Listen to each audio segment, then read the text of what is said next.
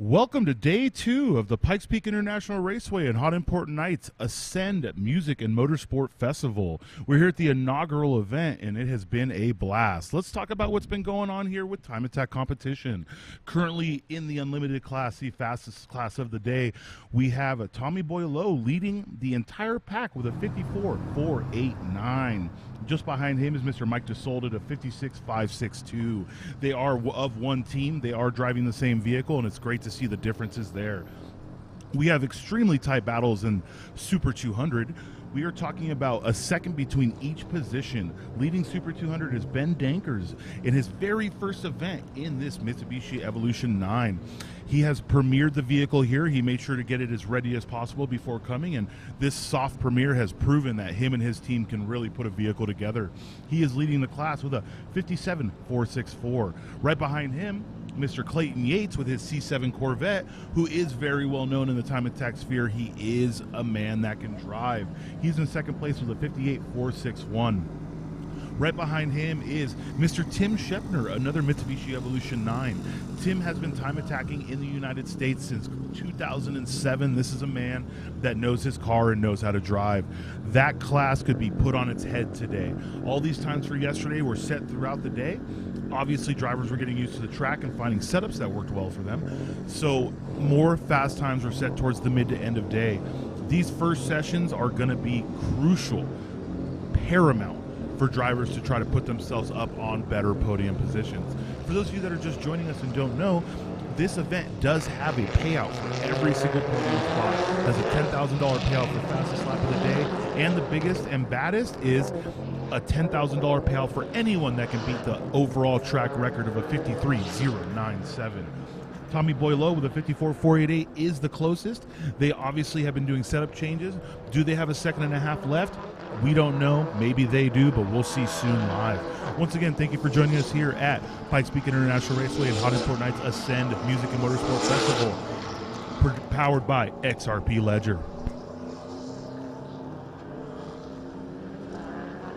Track is hot. It is absolutely hot. We're looking for a break to come through this morning. Temperature's great.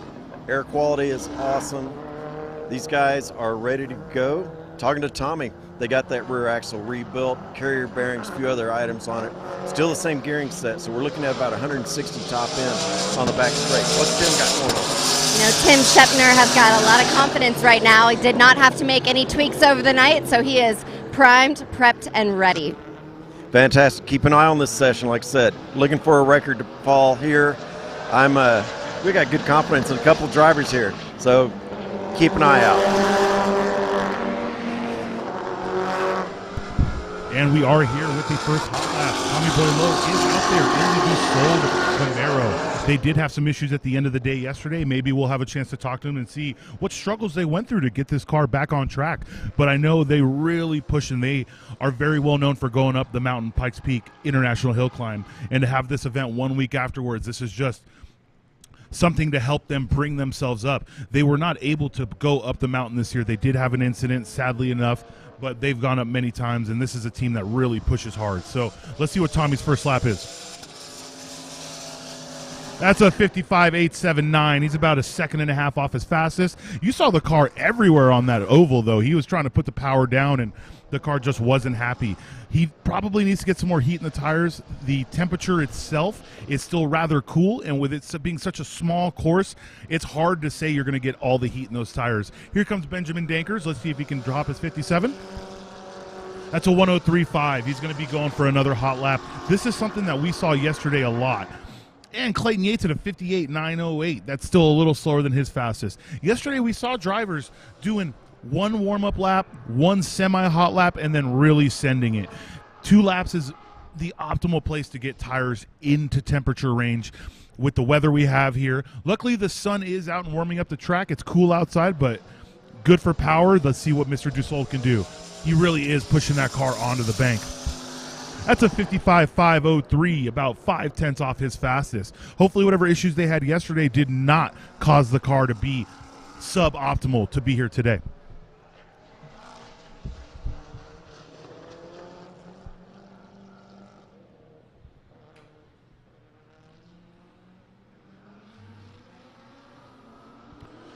You can see the biggest difference here between an all-wheel drive and rear-wheel drive line. Ben Dankers, that's a 59.855 and a 57.982 from Clayton Yates. He is about 5/10 off of Ben Dankers' fastest lap.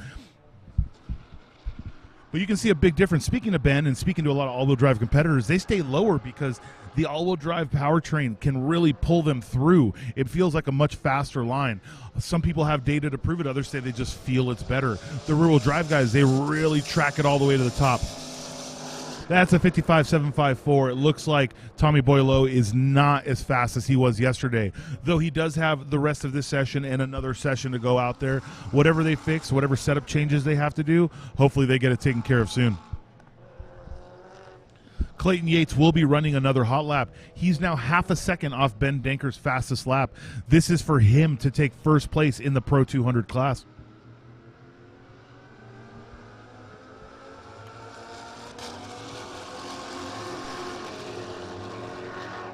Clayton Yates with a 57.845 took another 10th off. For those of you that do not remember the intro, Ben Dankers is at a 57.464 is his fastest lap of the event.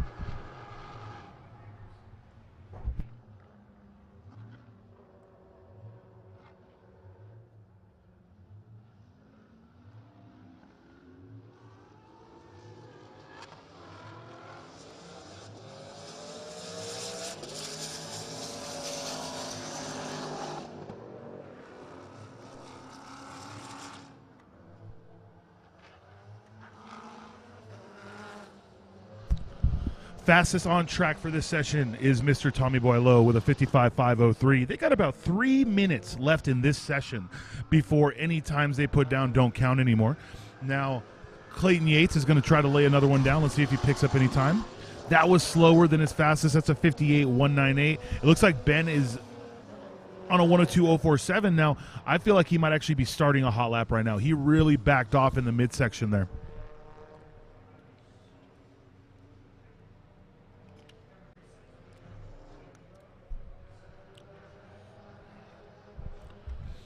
That Evo with that Voltex body kit really does look great on track, though. We can't deny that. It's the same reason why we love Tim Shepner's car so much.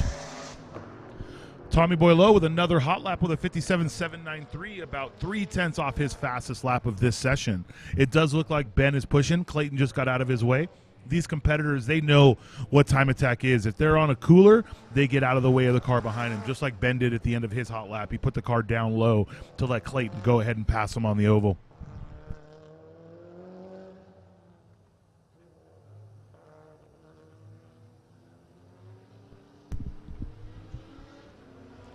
It is the argument of, does tracking up give you a faster lap? But obviously being down low is a shorter line. And with the all-wheel drive powertrain, he can really put that power down. Now the downside is they did have a splitter at the beginning of this event. It was a 3-inch jam they made specifically for this event, and it did have a little bit of a malfunction, so it does look it's off the car right now. I doubt they'll be getting it back on. The mechanical grip of that vehicle is incredible, though.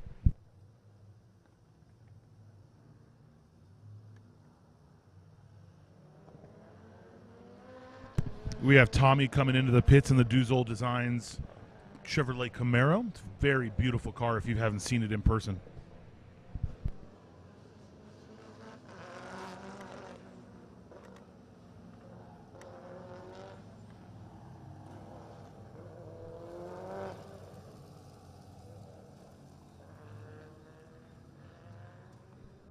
Looks like Ben's trying to finish one more hot lap before the session is over. Let's see what he lays down right here. That's Ben at a 59.706. That seems to be his maximum attack of this session. Once again, Ben is leading the class at a 57.464, but he really has to be careful now because Clayton Yates has a 57.845. He's right there on his tail. Now, if Clayton is about to start a hot lap, he has 20 seconds to pass start finish to get one more hot lap down. And this is absolutely going to be Clayton's last lap. He started a hot lap. He's cooled it down. He did a minute 15 cool down lap. We're about to hit the 10-minute mark of this session, which means whatever he does on this lap, that's the last he's going to see of this session. It looks like Mike Dussault is in. I'm sure Ben Dankers is either on a flyer or coming in. If either of them finish these laps, this is the last laps they have of the morning session to try and move their position up for Ben to solidify his first place and for Clayton to take it away from him.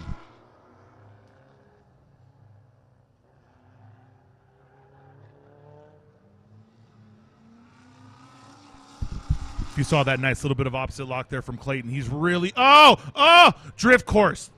So that is going to take away any chance Clayton had of setting a fast lap there, but I think he doesn't understand that the drifting starts at 1 p.m.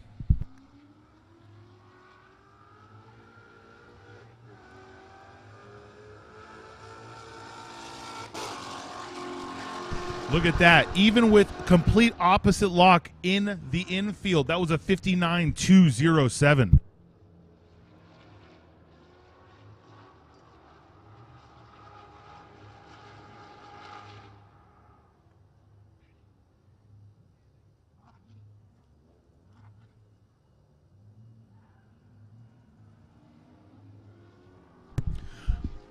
Look, I'm going to have to back up, guys. I'm going to have to take the blame for trusting my timing and scoring table. Just kidding. They are incredible. We started the timer on the session a minute early. Clayton does absolutely have this lap to lay it down. Sorry for bringing such high drama, but seeing him at reverse lock on the infield sure made my day.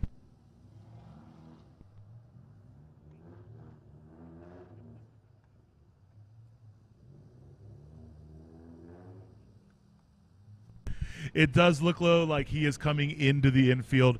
That is going to be the end of this session. Clayton really was pushing hard on that lap, as you could tell on the infield. And honestly, if you've ever seen Clayton out there, you could tell he really wants it.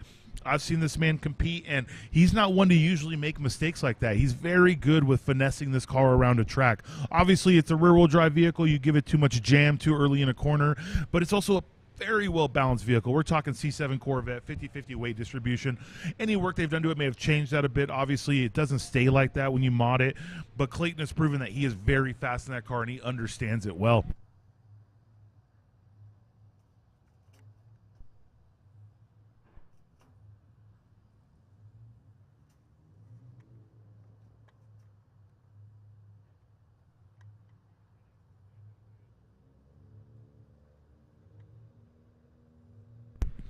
Here we are, boys and girls, on grid. We have Mr. Tim Shepner. Tim Shepner is third in the Super 200 class. He's right behind Clayton Yates.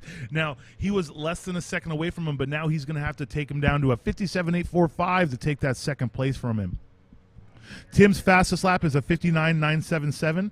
Second person in this list is Rich Enriquez with a 101.024. He has laid down only 2 or 3 laps in anger at this event, but that's all that it took for him to be in this position.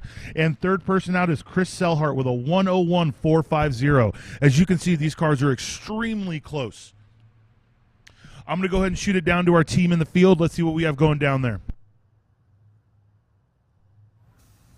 I'm here with Ben Dankers, hot off the track at 59.706. How you feeling about it, Ben? Good. We have some work to do, but we'll hopefully improve in the next session. So should be fun. Tell me about the work you did on the splitter and how that held up. It didn't.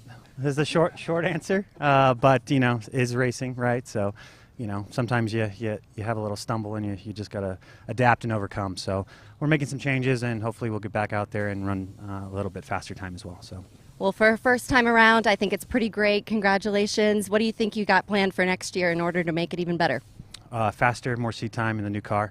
UMS has done a great job at support this weekend, and the event PPIR and the event itself has been fantastic. So I'm just glad that it hasn't gone into a wall, and we're still alive and kicking. So it should be fun. It's a great perspective to have. Good luck, or thank you so much for being here. You did awesome. I appreciate it. Thanks. Thanks.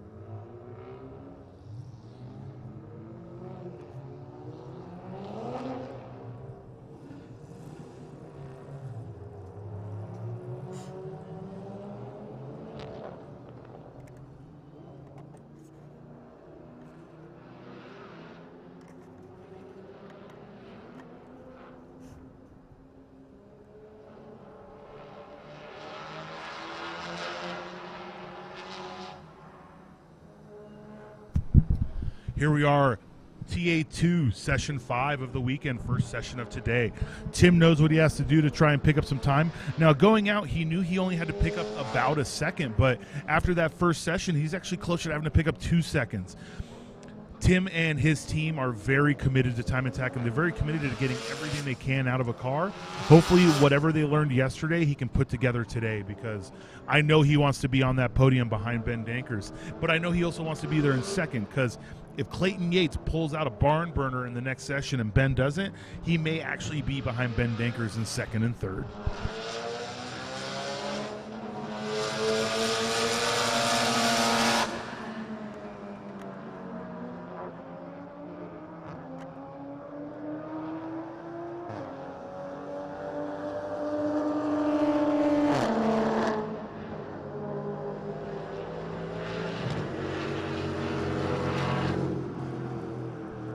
Let's go ahead and have a quick conversation with Tommy Boileau, who has the fastest lap of the event. He was not able to better it this session, but let's see what he has to say.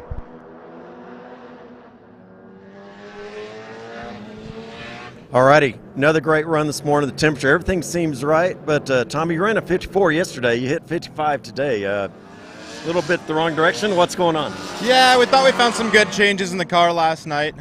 We knew the track was going to be a gamble this morning with all that drift rubber laid down. So I think, unfortunately, the track was cleaned really well, but I think, unfortunately, all that rubber that was laid down just wasn't mending well with our tires. It was just they were unhappy through a lot of the corners. So minimum speeds through a lot of those sweepers and things were just off compared to yesterday. So that was the big thing. I mean, the car felt really good.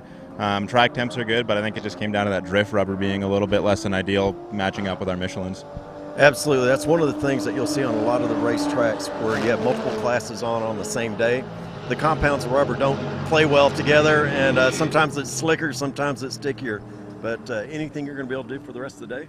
Yeah, I mean, we know that come the second session, the track temps are going to be up a little bit, but maybe as these cars run, it scrubs off some of that rubber, and we'll look at the data, go over a few things, and see where I can maybe find some time. That 53.0 is going to be tricky, but I think the car has it in it. It's just a matter of if the lap comes together. Fantastic. Going to be an exciting day. I'm watching for that record to get broken. That's the plan. Thank you, guys.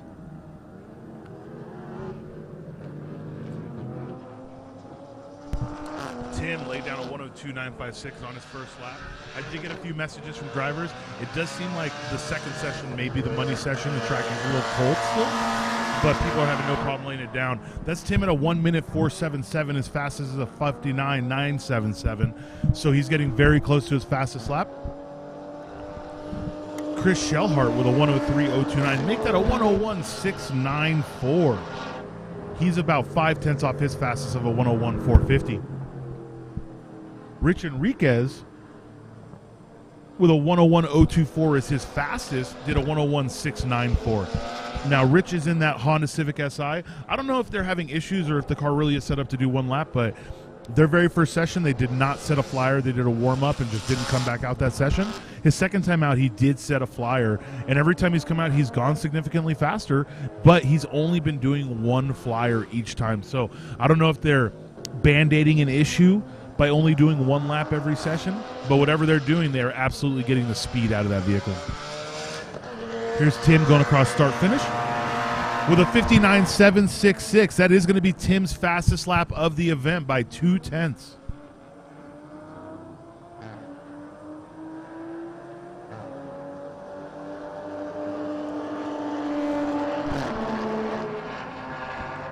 Rich Enriquez with a 101.433. I do apologize. That's the A90 Supra. Now, the 101.433 is about 0.4 off of his fastest lap. Chris Shellhart in that LS3 powered BMW with a 101.805. It does look like everyone, including people in the first session, were very close to their fastest laps, but had to get a few laps in to match or go a little better. That's usually going to tell you a couple things. Either A, they're not on fresh tires. B, the lap is still coming into them, which is very common for morning sessions. A lot of people want to be the first session out to go fast because the air is perfect, but second session tends to land the most records because the track is perfect. Now, that's about 0.2 off his fastest. That's a 1:0.28. So we really see the difference. You can see how wide he's going there. He's trying to carry as much speed as possible. Rich Enriquez wants to beat a 101.024. That's a 101.773. He lost time somewhere, but you can really see how far and wide he pushes it there to carry as much speed as possible. That's Chris Shellhart with a 102.319.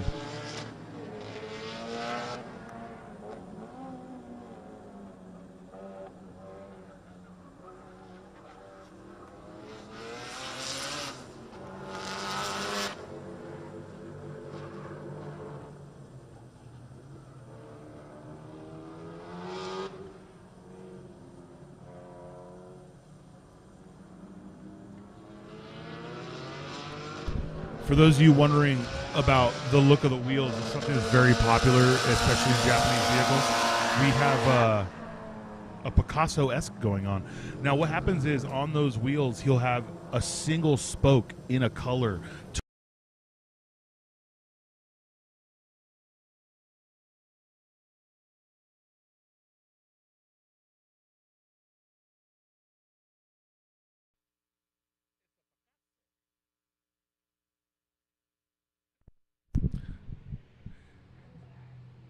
And it does look like no one has gone faster.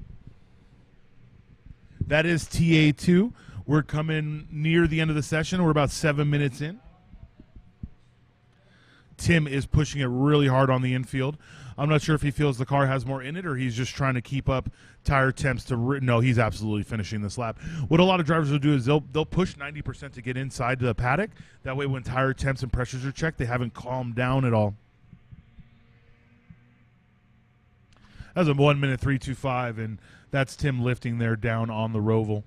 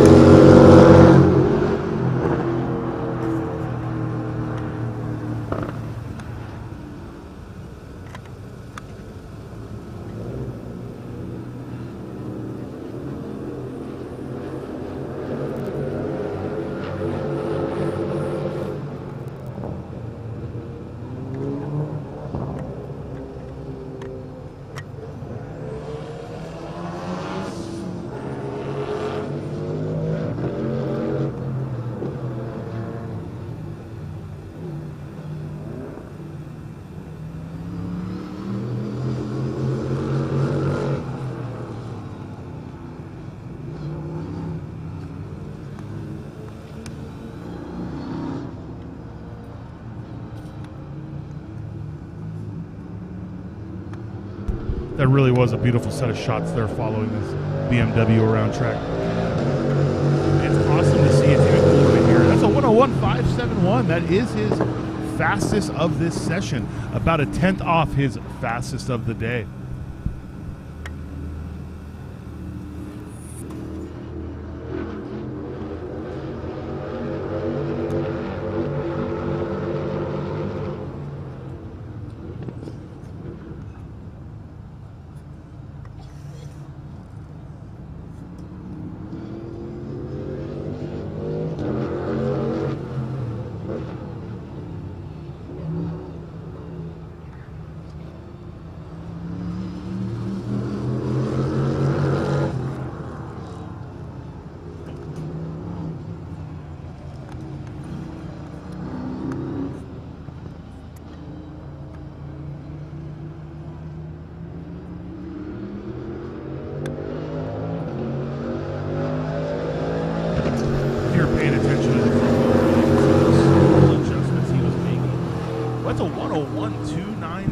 Guys, that is his fastest lap of the event. He had ran a 101.450 and he's still finding speed. That is great to see. If you were watching him get up on the banking though, you could really see how fast his hands were moving. Not because you could see his hands, but you could see the front wheels with the micro adjustments of reverse lock, straight turn, reverse lock, straight turn. So he's obviously very comfortable in this vehicle. He's done a lot of laps in it and he can feel what this car is doing. As opposed to waiting for the slip to happen, he's negating the slip by being in front of it with his hands.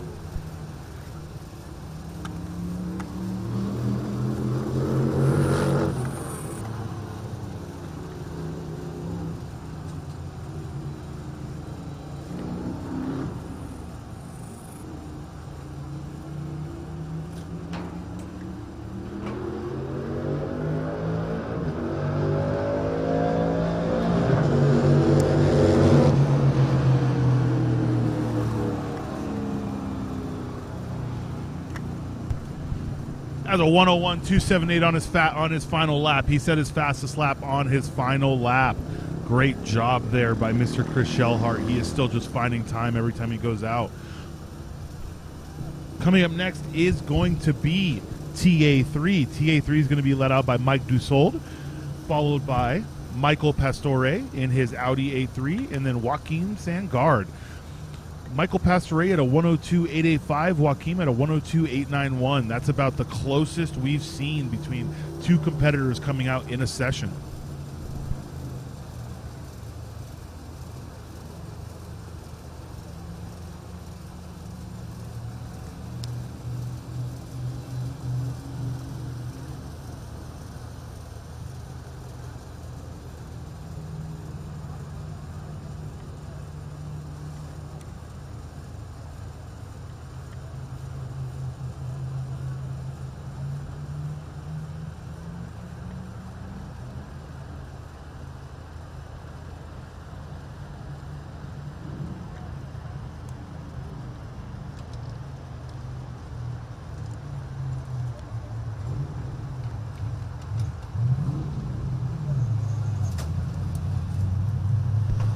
While we wait for this run group to go out, let's go ahead and go to our field team, see what they've learned downstairs. I'm here with Tim Shepner, third in his class, fifth overall so far. How did it feel out there, Tim? Good. We actually went faster this session than yesterday, so we set a new PB. Having slight issues with the gearbox, it kept popping out of gear on the banking, so it made for an interesting ride because as I'm going around the banking right here, it would pop out and I'd have to search for it while turning. So it was not a flawless session, but the car worked. So yeah, we're hoping our last session we can go a little faster. So You think you have enough time in between the next session to try and get that gearbox? fingers crossed. We'll That's try. the goal. We'll try. Yeah, never give up. We'll try. So yeah, we're gonna look at it right now and see what we can figure out. So Awesome. Well, good luck to you. You're doing great. You're so calm, cool, Thank you. collected. Thank you. Best of Appreciate it. luck. Thank you.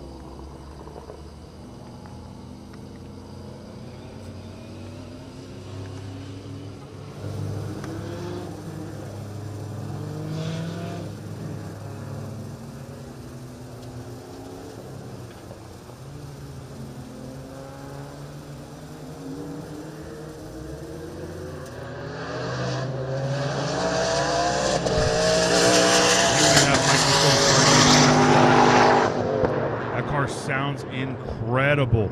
Behind Mr. Dussault, we have Michael Pastore and Joaquim Sangard.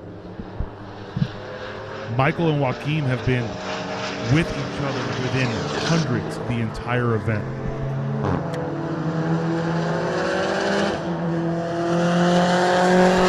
You can see where not that Mike Dussault's car does not handle great, he handles incredible. It's just a little bouncy. It looks like he's still in the Pikes Peak setup with very compliant suspension, or he says how they set up this car because that was the purpose of the build. So the chassis itself could be set up this way. This car, we've seen it at COTA, we've seen it go around tracks, we've seen it go up mountains. It absolutely handles great, but she's still a big girl. This car picks up an incredible amount of time on the straight, in the oval. From here, it's hard for you to tell, but when he passes our tower, he is going like speed. Now, that's a 58.296. Mike Dussault's fastest time is a 56.562. Him and Tommy with the same thing, about 2 seconds off their fastest on their first lap. Send it down to Tiffany down in the paddock, see what she's got going on. I'm with Chris Shellhart in his BMW. Just got off the track. Tell me, how was it out there? Still very slick for me. I'm not sure if it's just my driving style or my tire pressure is not getting where they need to be, but I'm still having a hard time finding the grip that I want to be able to pull through these corners. And what do you think the key is? How are you going to get it working for the next round? For me, I have to dial my aggressive driving back and find the sweet spot for tire pressures, and then I think we can at least meet our goal. And the goal is? Under a minute. Anywhere under a minute. Okay, I think that's a great goal. I believe in you. You can do it. Thanks. Mike picked up 2 seconds with a 56.962. That puts him about 4/10, exactly 4/10 off his fastest with a 5.62.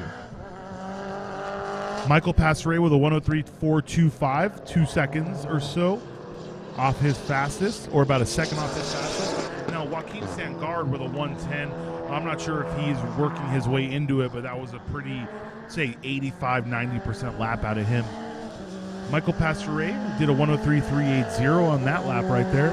It looks like he is going to stay about half a second to a second off his fastest. I think we're starting to see a pattern of everyone's laps being very close or close-esque to their fastest lap, but this session just does not seem to bring the speed that we expected out of it.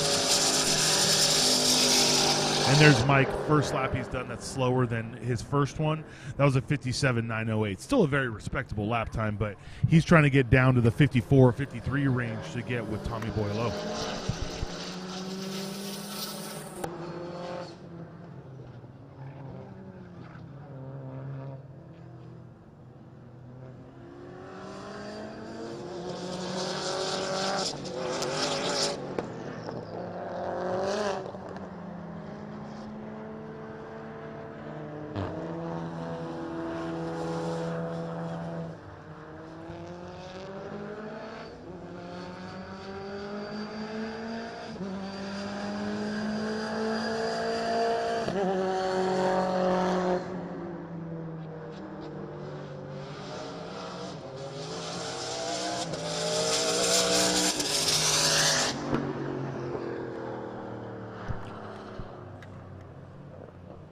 Joaquim picked up a couple hundredths on his fastest lap. A 102.836 actually puts him ahead of Michael Pastore. As you can tell by the colors on our timing and scoring, they're in the same class. That means Joaquim in this session has upped himself in the overall standings. Michael Pastore is really going to have to pull some time out now, because right now with that 102.836, Sangard is in front of him at this event.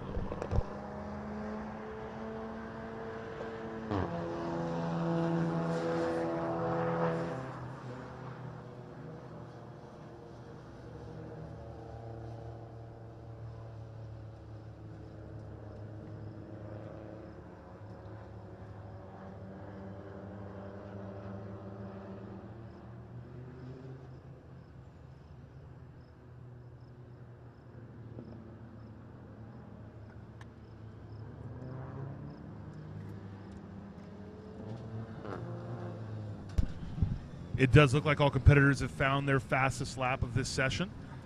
Some may be coming in to check tire pressures, but it does look like we have them coming in the paddock right now. I do not see Michael coming in yet, but he is on a cool-down lap.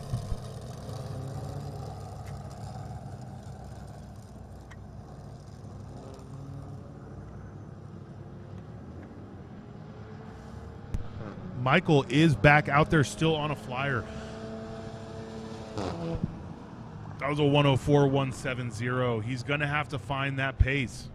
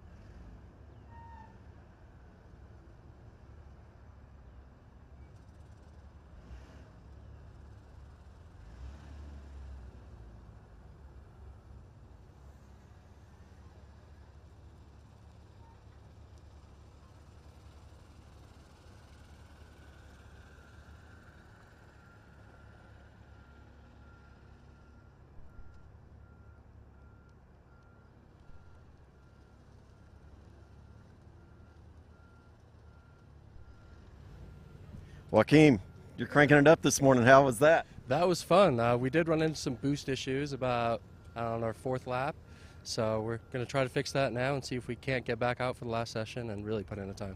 I know y'all just barely got in here. What are the diagnosis of the boost? So we think a coupler popped off. We had to mess with some stuff last night because we had oiling issues. So boost couplers came off and came back on, and they might have had some oil on them. So we're going to see if we can't get them secured better.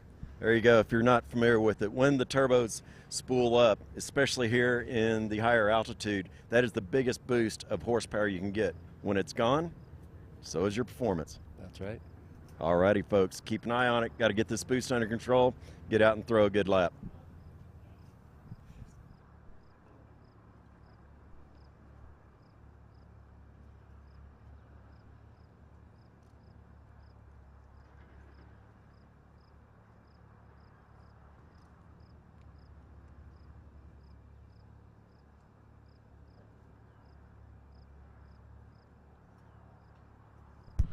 Great interview with Mr. Joaquin Sangard. I wonder if he knows that he's now passed Michael Pastore in the session and in position.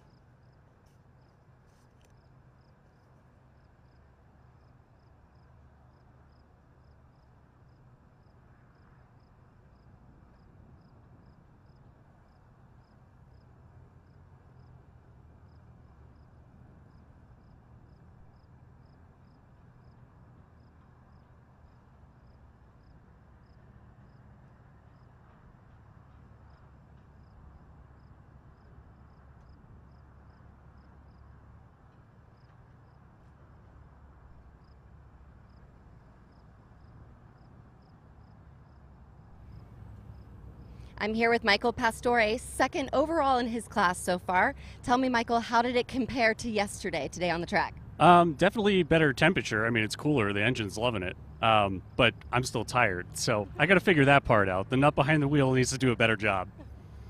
Well, have you tried Daredevil coffee? I don't know. It's pretty intense. I haven't tried it, but you know what? I might take you up on that offer. I think I'm going to go for it right now. Tell me, any damages that have happened over the last day? No damages to the car. I mean, obviously the tires are taking an absolute beating, but that's to be expected. So I'm okay with it so far. Who do you think your biggest competitors are here?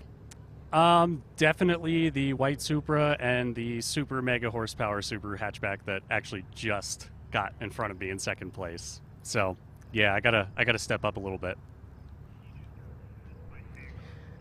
All right, well, it looks like she just got passed by Sandguard, so we'll see how it goes. Best of luck to you. Thank you.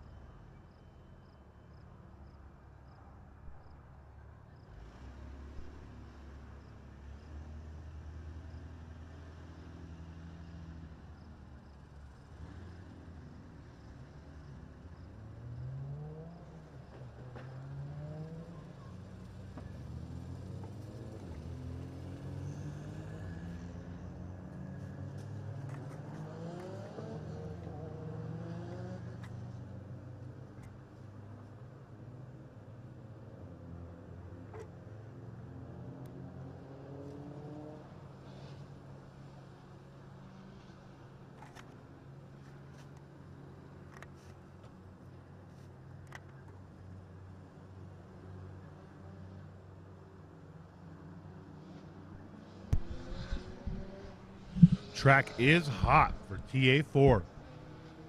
This is Daniel Escobar, who's ran a 102.966. It's his fastest lap of the event so far.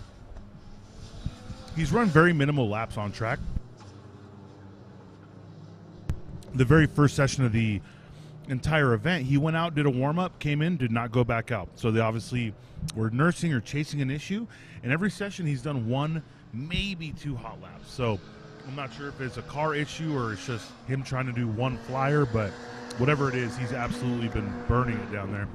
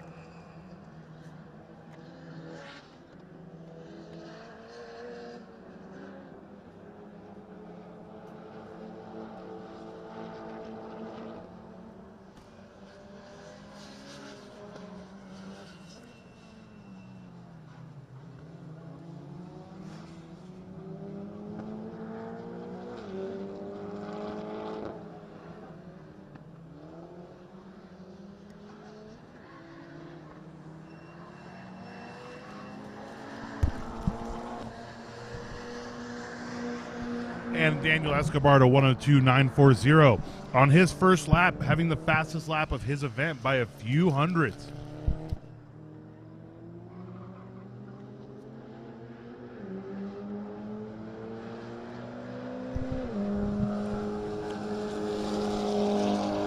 Ernie Ramirez, 103.069, 1/10 faster than his fastest before this session. He's finding some pace. Seems these drivers, and we have Jake Graham at a 106.11. Jake Graham's fastest lap is a 104 for this event, so he needs to find a little bit. But Daniel and Ernie Ramirez have absolutely found at least the same pace as the other days.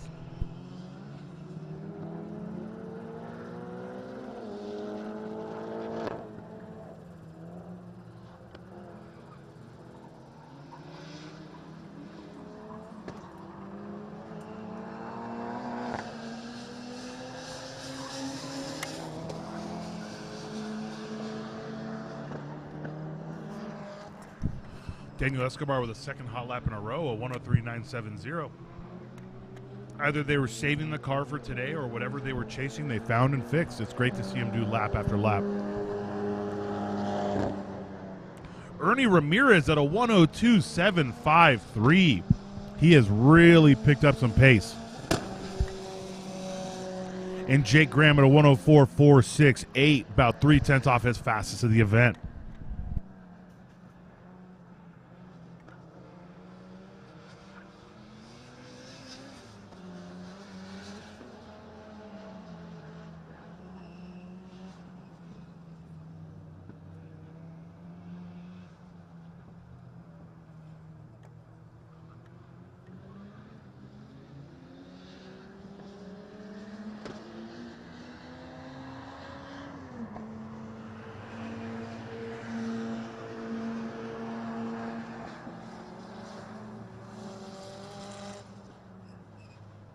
Daniel Escobar with a 102.929, just faster than his fastest of the event. It's great to see his drivers win hundredths and thousandths of their fastest lap. Shows the consistency, but they obviously need to pick up some time. And Jake Graham with his fastest lap of the event down into the 103s. He picked up 0.7 off his last lap, 103.545. The speed is there. The track is coming into him. Absolutely. As we get into these later sessions, we find these drivers make it easier to match their fastest lap and go faster.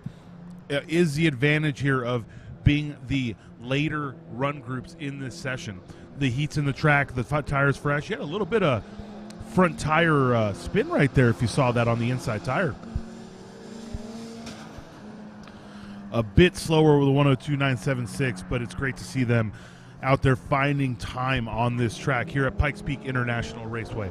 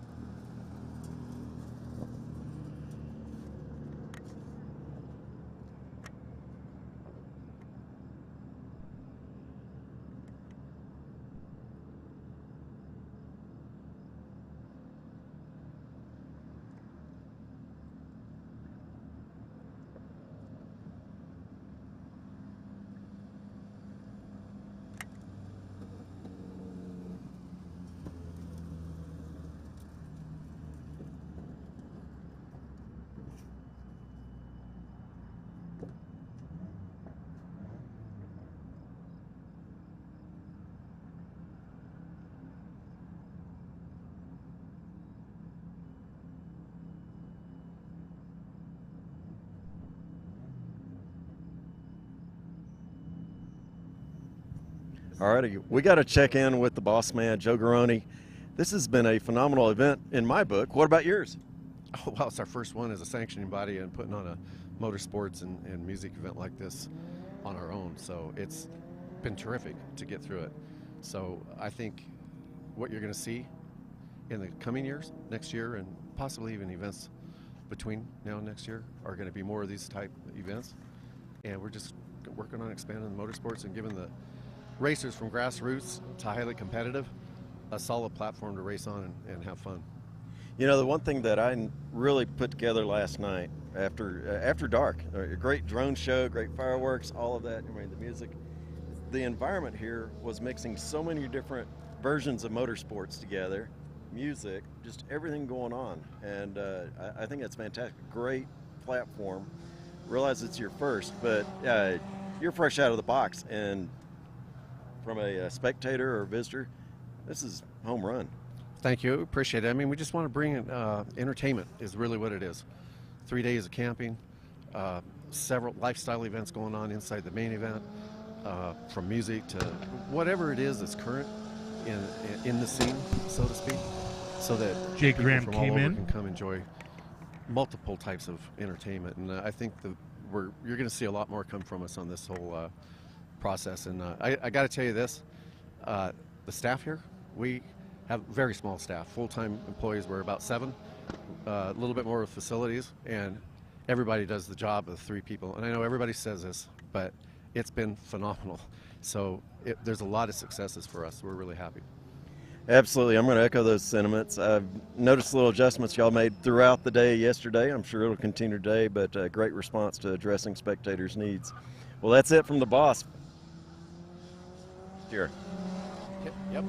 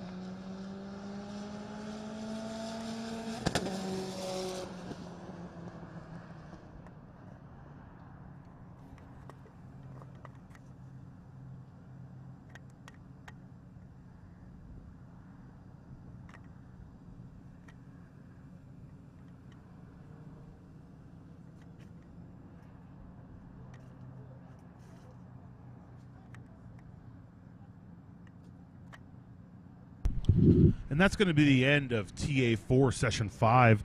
Ernie Ramirez with a 102.753. Ernie's fastest lap before that was a 103.186. That actually makes him the fastest of this session. He was right behind Daniel Escobar at 102.966 before. Obviously, 2 different classes, but he still gets to leave this session knowing he was the fastest. Ernie Ramirez and Mr. Graham with a 103.545 fighting per position. Jay Graham picked up some good time. He entered the session at a 104.174. He picked up almost a little bit over 6/10.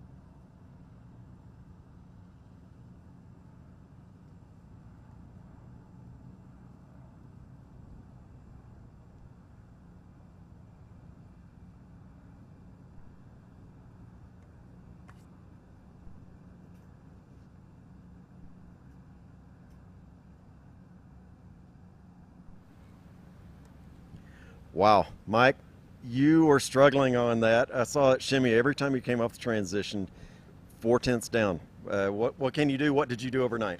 Well, we were trying to get more rear grip because we felt yesterday that the car was just a little bit loose. So we worked half the night getting the car all put back together from the broken CV and then trying to do things to correct the rear bump steer and try to get the thing a little bit tighter where we could put power down better. And this morning, it just still wasn't there. Tommy felt like the track went away a little bit, and I'd have to agree, but I also feel like there's something in the car we can find that's going to get us a little bit more rear grip so that we can use the power coming off the corners better. Understandable. So we had a big drift festival last night. You think that came into play on the infield? Absolutely. We were kicking a lot of rubber up off the tires. It was getting all over inside the car. It was all over on the brakes. Like the brakes were smoking when we came in from chunks of rubber. So we kind of feel like that rubber that was on the track was just acting like kind of a lube for our tires, and they were just skating on it. So we just didn't quite have the grip that we had yesterday. Understandable. That clag, like I said, those two compounds will not play well together. They turn slippery instead of gripping harder. But what are you doing for the next run? We're probably going to call it a day. We don't feel like we've got any more time in it. We don't think that we're really in a bad spot as far as the overall standings go. And we just don't think that the track's there for a record today. So it's kind of like, might as well save the equipment, because when the car's got this much power, wear and tear is a thing. So the less we run it, the better. If there's really not a chance of going faster, it just doesn't make sense to keep running it. Understandable. All righty. Great run this weekend. I know it wasn't quite what you expected, but hey, beautiful machine. Thoroughly enjoyed seeing it. Thanks. It was great being out here. We're really glad we were able to get the car back together enough to at least run it. You know, the wreck kind of knocked us back quite a bit, and we did spend a little bit of time chasing little gremlins that were remnants of that. So hopefully next time we come out here, we'll have a little bit more preparation, and we'll be able to go grab that record. Let's plan on it.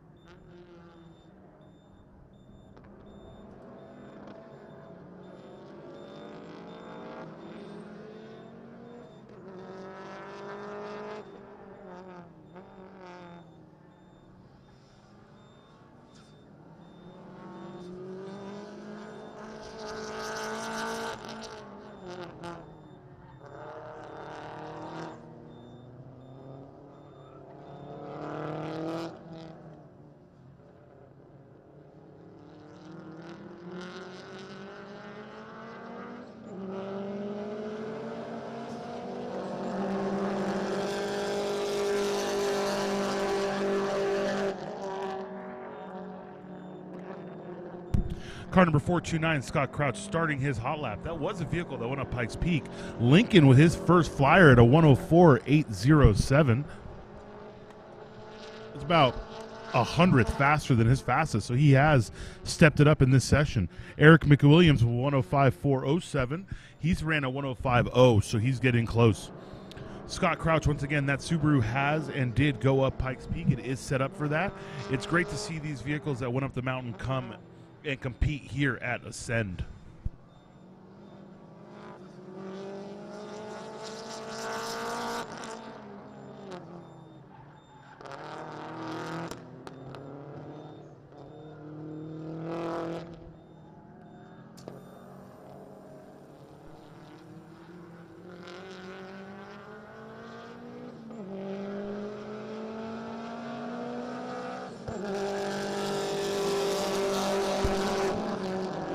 Scott Crouch obviously felt like he did not set a good lap there because he slowed down before start finish to allow Lincoln to get by, but that's going to hurt him for 2 laps.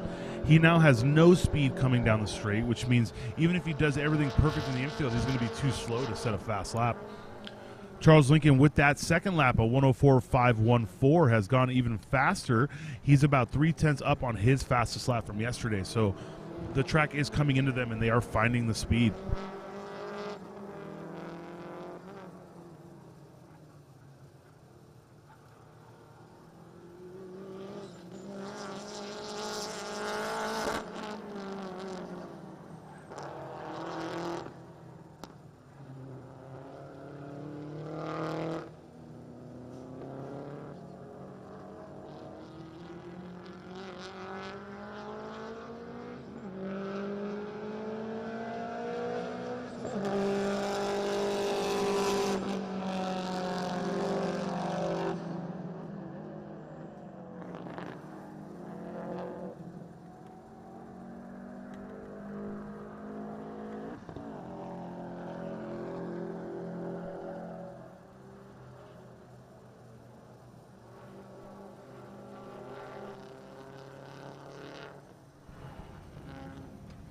Oh, man. You're the guy I've been following, Ernie. Anything to get back on track. Tell us about what's been going on. I heard there's an oil issue. Yeah, so on our first session, day one, my oil dipstick decided to blow out.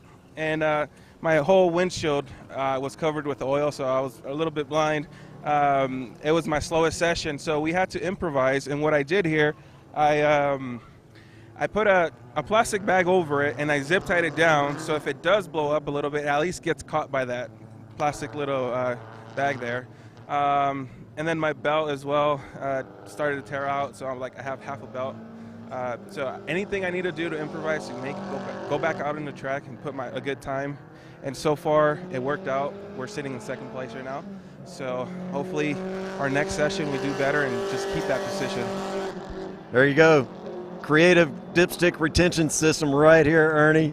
Well, keep it up, buddy. This is fantastic. Second place. Any other tweaks before you go out?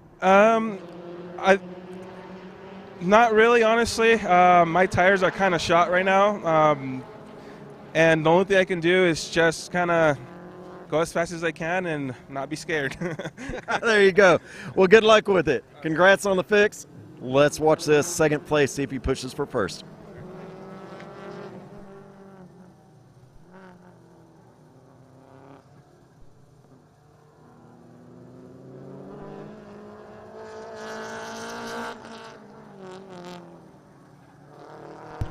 Scott Crouch on the third lap with a 104.423, fastest of this session. Lincoln was in front, but looks like Scott has picked up 0.7 on his fastest lap. Crouch and Lincoln are not in the same. Lincoln is in the Classic 200. Crouch and McWilliams are in Super 200. So currently, Scott Crouch is leading McWilliams by over a second.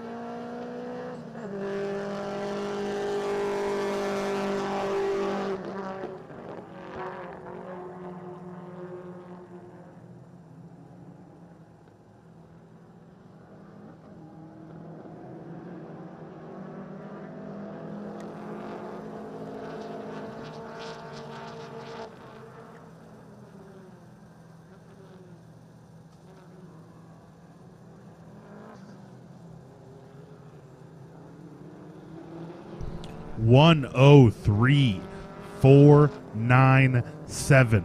This is from someone whose fastest lap yesterday was a 105.058. Whatever they figured out in that car, it's working for him. He's going to have a whole nother session after this one to pick up even more time. We're 9 minutes into this session. These are 10-minute sessions, so it is going to be very close. It's to see who gets more laps in.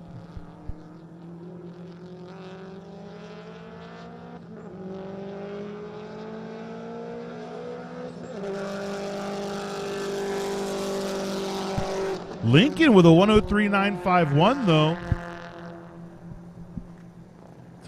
Full second faster than yesterday.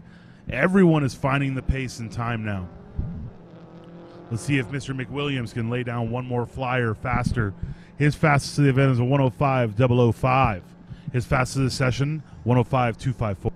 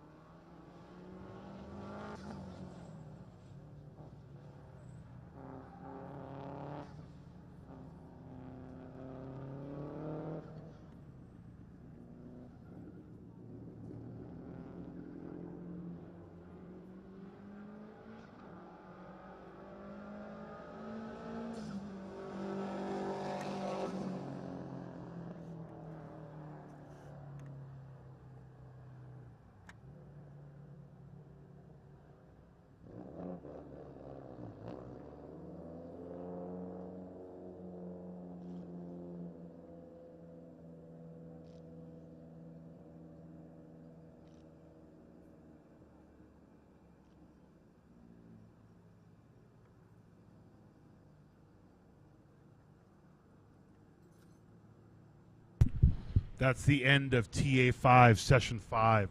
We still have one more session for today and one more run group for this session, TA6. It's going to be Chris Strouch and Brian Janouche, the 105.653 and a 108.420.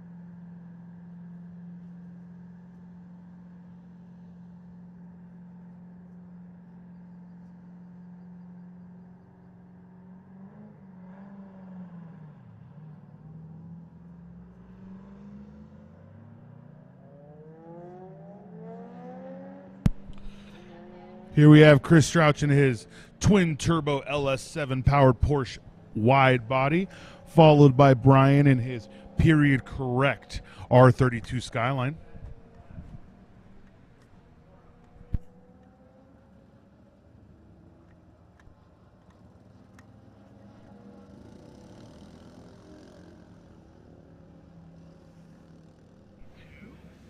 I'm here with Charles Lincoln, just did 103, about 1 second better than yesterday. How do you feel about that? Good, real good. I talked to Ferris a lot after yesterday's session. He helped me out a ton, and I was just trying to put things together, and it's coming together. We only got one more session left, so we'll see. What type of advice did Ferris give? Oh, endless. You know, he gave me track advice, there's lanes, braking points, cars, aero, you know, a lot. He's a cool dude. Amazing. All right, so what's the plan for the next round? We're going to go faster. Go faster. Okay, short and sweet. I like the sound of it. Trying to get the podium, so we're trying. All right. All right, you're going to push it. Get it. Good luck. All right, thank you.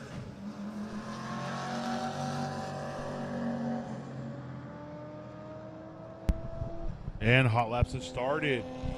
To go back to what we were talking about, this is a twin-turbo LS7 vehicle. He bought this thing off of a buddy 13 years ago, drove it 2 days on the street, and decided, hey, the time has come. We're going to go ahead and turn this into a race car. But not just any race car. This thing goes up Pikes Peak every year, so it is built specifically to go up the mountain. Brian Janusz, on the other hand, has one of the most beautiful period-correct R32 race cars we have seen. If you have a chance to see up close, it has the proper BBSLMs on it. It is exactly what you would expect out of a mid-90s touring car Skyline. And honestly, that's just gorgeous to us. It's not something you see very often. It's great to see him out here competing with it, putting it through its paces as opposed to being afraid to send it. As far as this vehicle goes, this thing jams. It obviously has a very specific look. It's hard to explain hill climb cars to people that don't necessarily watch a lot of hill climb, but they're 100% purpose built. Huge aero, comparatively speaking, because with the thinner the air, the less aero works. And obviously we're at 5,000 elevation right now, so it's really going to give him an advantage over people who are running things like aero from sea level. And obviously the lower classes with the 3-inch splitter, that's the minimal amount of aero, and it's not going to work at the highest functionality. Mechanical grip is going to be very important at events like this.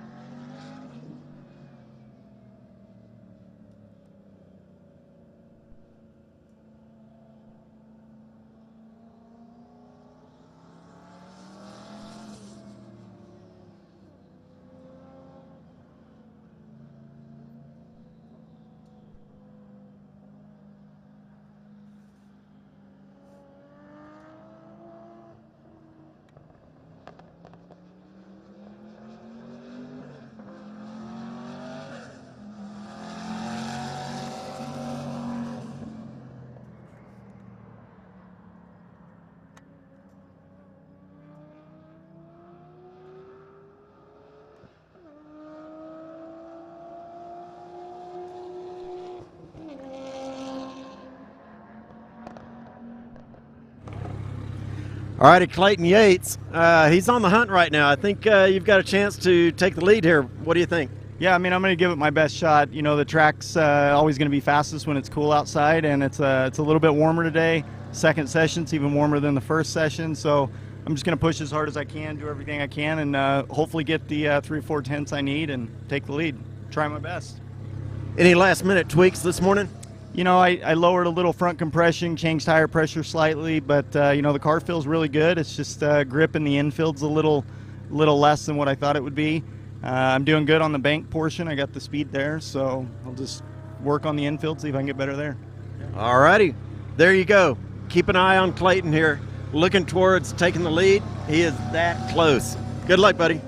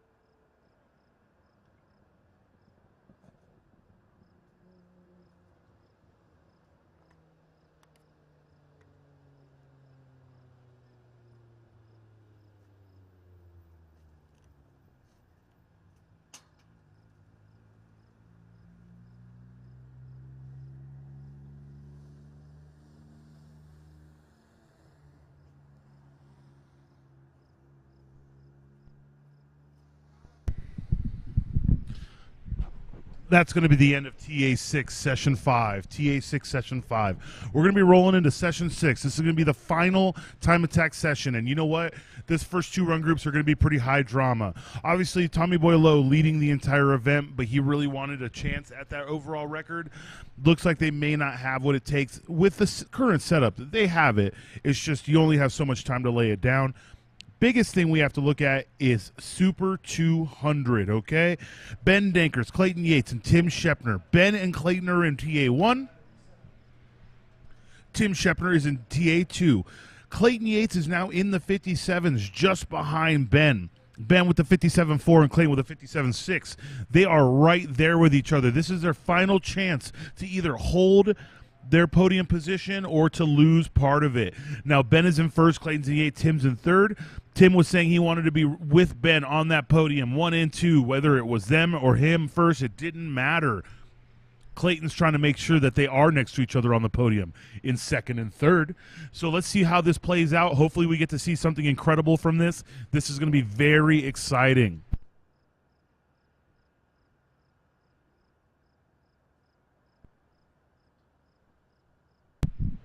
In Classic 200, it looks like Rich Enriquez still leading with a 101.024. What we saw in the last run group, though, Michael Pastore with a 102.885, just in front of Joaquin Sangard with 102.891. Joaquin actually ran faster than him in the run group, but Michael's lap from the previous day is holding strong. Super 200 is what I'm talking about. Actually, these standings do not believe have pushed from earlier because Clayton Yates has ran a 57. So you're still looking at yesterday's times, but just so you can see, the positions are the same. Ben, Clayton, and Tim are with each other. This is going to be a 1-2-3 fight.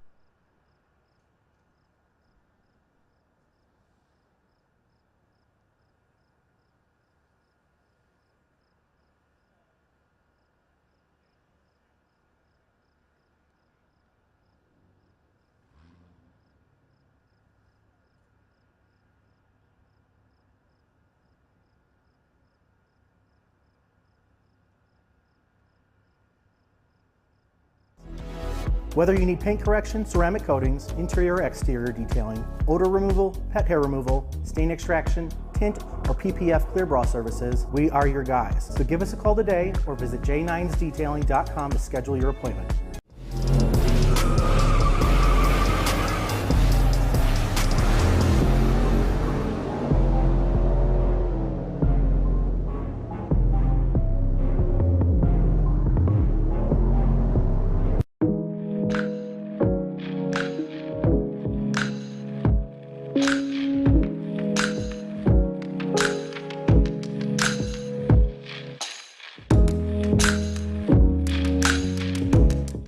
MK Mortgage Group is the company to call for your home loan needs.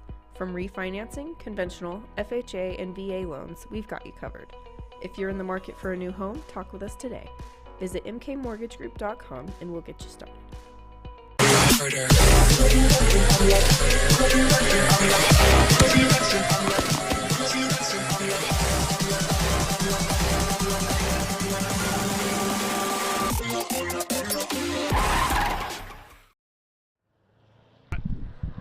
And here we are, Ben Dankers out on track trying to take back or actually hold his position.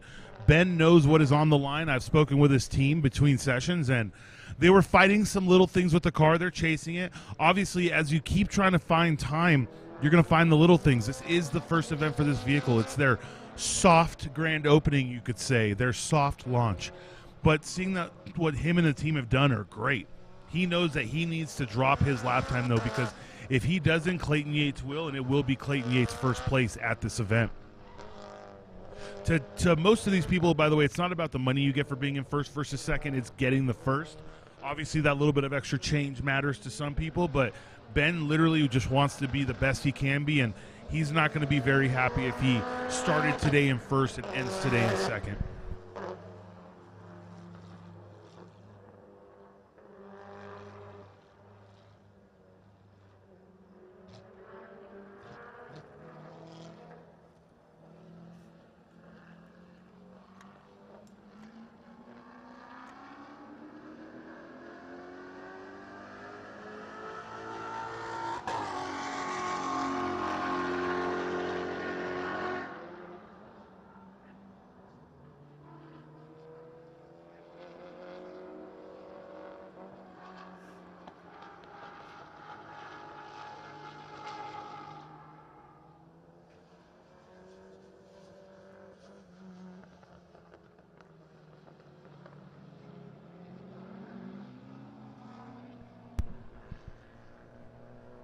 Clayton doing what he's been doing the entire event. He's been doing 190% lap after the warm-up lap and then setting 2 more flyers. It seems to really net him fast lap times. Obviously getting the temperature in the tires early. Ben Dankers did pull off early. Whatever's going on, he cut his hot lap after he was wide open throttle through the oval. So Ben has come in. He's going to talk with his team really quick, see whatever's going on, and hopefully they'll be able to send it. Clayton, on the other hand, is going to have this entire session to himself. That's a 104.585, exactly what we talked about. Him doing a 70 or 80% lap after his warm-up lap to get temp into the tires. For those of you that don't know, Pikes Peak International Raceway is, I believe, a 1.4 or ish size track. So it's not the 2 to 3 miles people are used to really getting temperature in the tires. And with that comes the fact that they're on an oval for a lot of the time. So there's no, Clayton out in the dirt. This is what he did last session. He over-pushed himself and the car. To try and find that lap time. At the end of the last session, he cost himself a possible record-setting lap by being completely sideways. This session, he's just pushing a little too hard on the infield. No one's saying this won't be a fast lap, but what we are saying is that cost him time, no doubt. Ben Dankers back out on track. Whatever they have going on, whether they could fix it or not, Ben's just going to send it. There's Clayton Yates at a 1-minute 2:12. Obviously, going off in the infield is not optimal.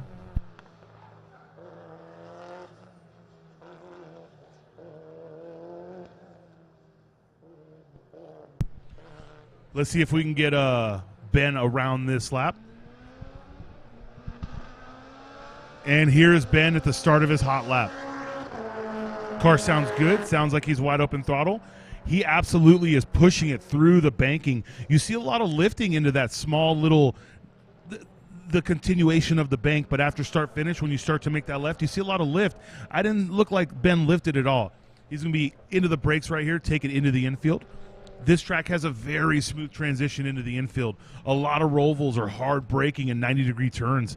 This track really pushes you to carry as much speed as you can before the braking zone. Oh, that right there looks like a catastrophic.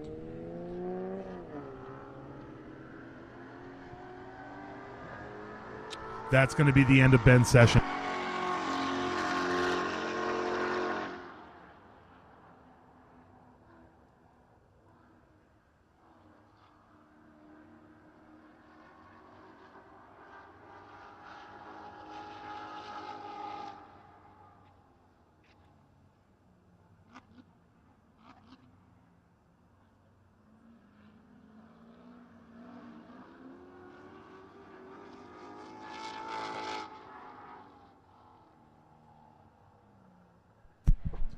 You know, whatever it was, I'm not positive. It doesn't look like he's leaking a bunch of fluid. It looks like he's getting back in it to either wait for the tow truck or, well, I mean, he knows the rules. Whether you're driving off or not, you always stay in the vehicle to wait for a tow truck. But he is obviously going to sit here. He's got a little bit of smoke coming out of the engine bay, so whatever it was, it's not something he can complete with.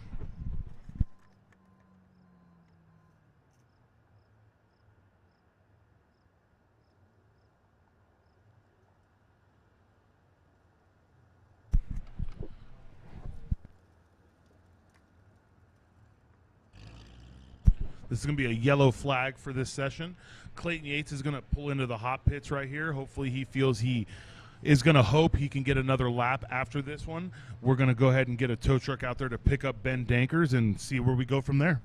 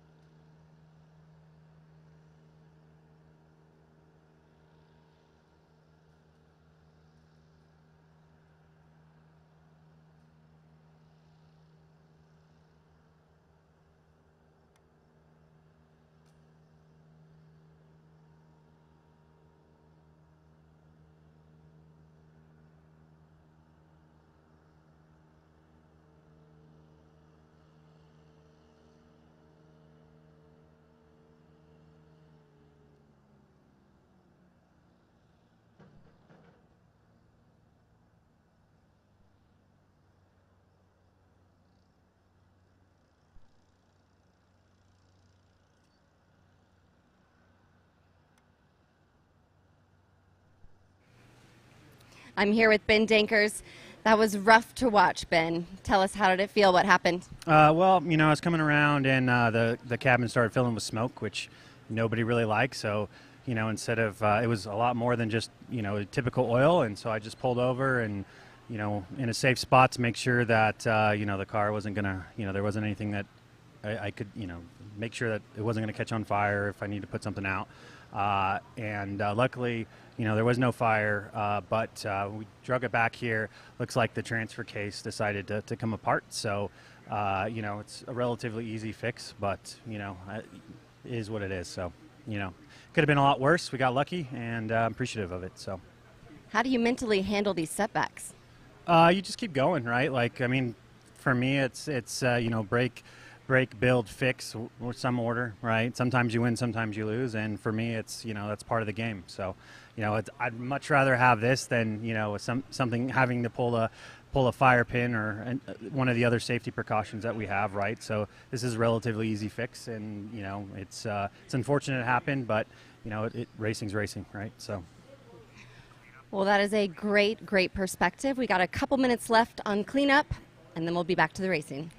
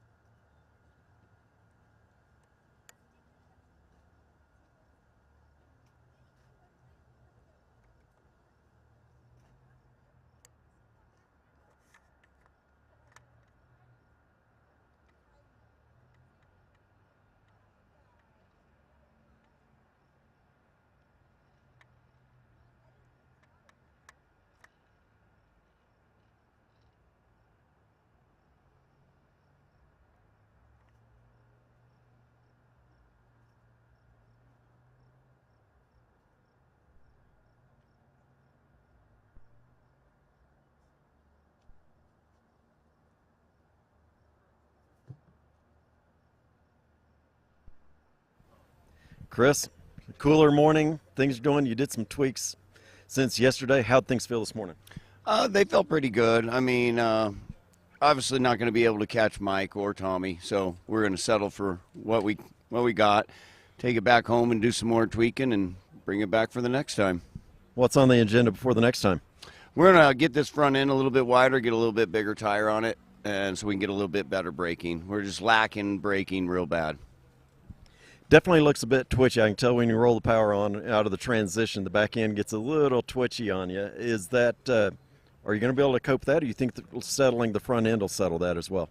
No, I think we can do that as well. I mean, we put a sway bar on it, but we've been playing with it, and right now it's disconnected, so that's what you're seeing there, because we're trying to play with some of the braking issues and some of that's going on. So it's just, we got the power. I just can't get it to stop as quick as I'd like it to, so. It's a complicated vehicle here. It really is, but it's a lot of fun, and we had a blast down here. I mean, it was so much fun coming down here to this, so we'll definitely be back if they do it again. If we're doing it again. Right. See you here. We'll be back. Thanks so much.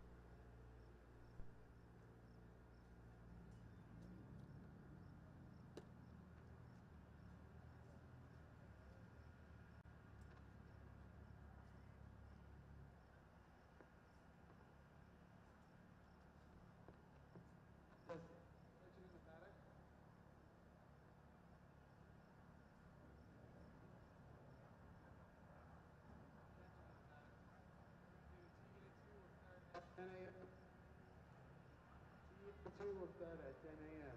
TA2s will start at 10 a.m. Cover 469 to the grid.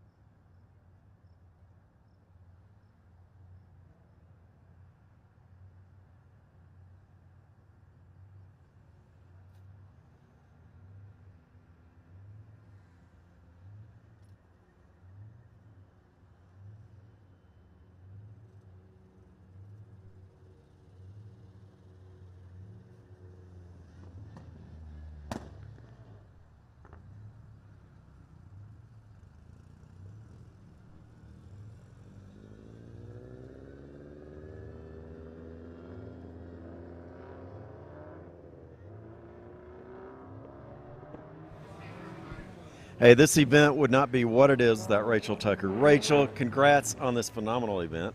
We got to do it a few more times, okay? Oh yeah, no, absolutely. We're already prepping for next year and seeing what we can do to improve the event. So, yeah. Well, I love what y'all have already done improving the venue. So a lot of things, there's a lot of attention come to this venue. What's next on big events? So our next really big event is called Hot Rod Rock and Rumble. That's going to be August 24th through 27th. Anything classic cars. We're going to have huge rockabilly music show. We had about 1,200 cars last year come to the show. They do drag racing, oval cruising, burnouts, literally anything you can imagine. It's a great time. Now that sounds like fun. I think I'm going to try to book a flight back, come in for this. Love the classic music and cars and everything. What do we do? Do we wear costumes? Do I go get a new wardrobe? Oh yeah, we even have a pinup contest. The bartenders dress up. Everybody comes dressed up in their attire. It's great. Greasers love it. It's a good time. So. Alrighty, game on. See you at the end of August. Yeah, absolutely. There you go.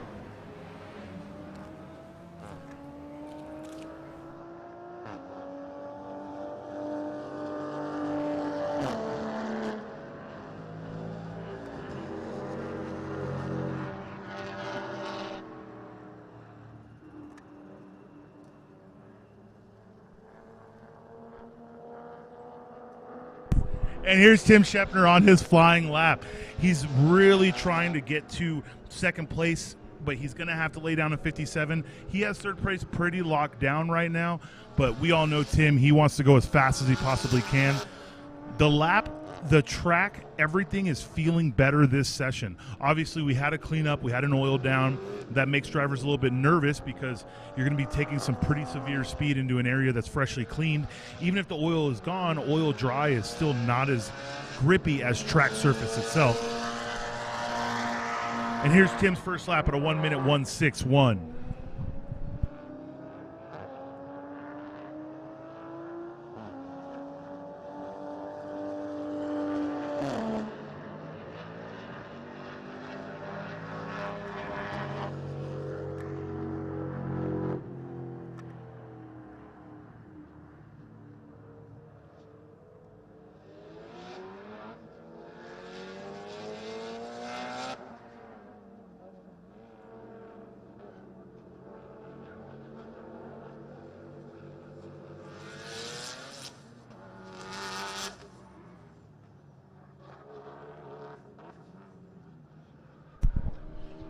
Rich Enriquez with a 101.525 and Chris Shellhart at a 103.090.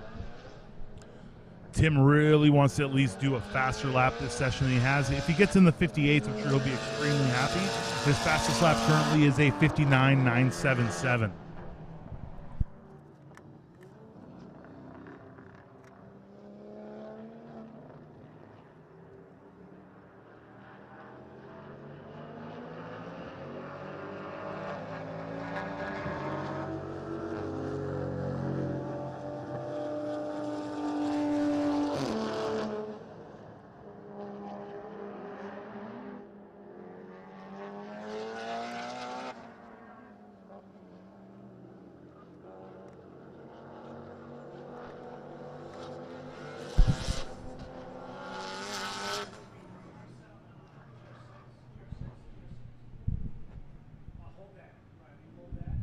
Chris Shellhart on his second lap of the 101.835. That is absolutely his fastest of this session.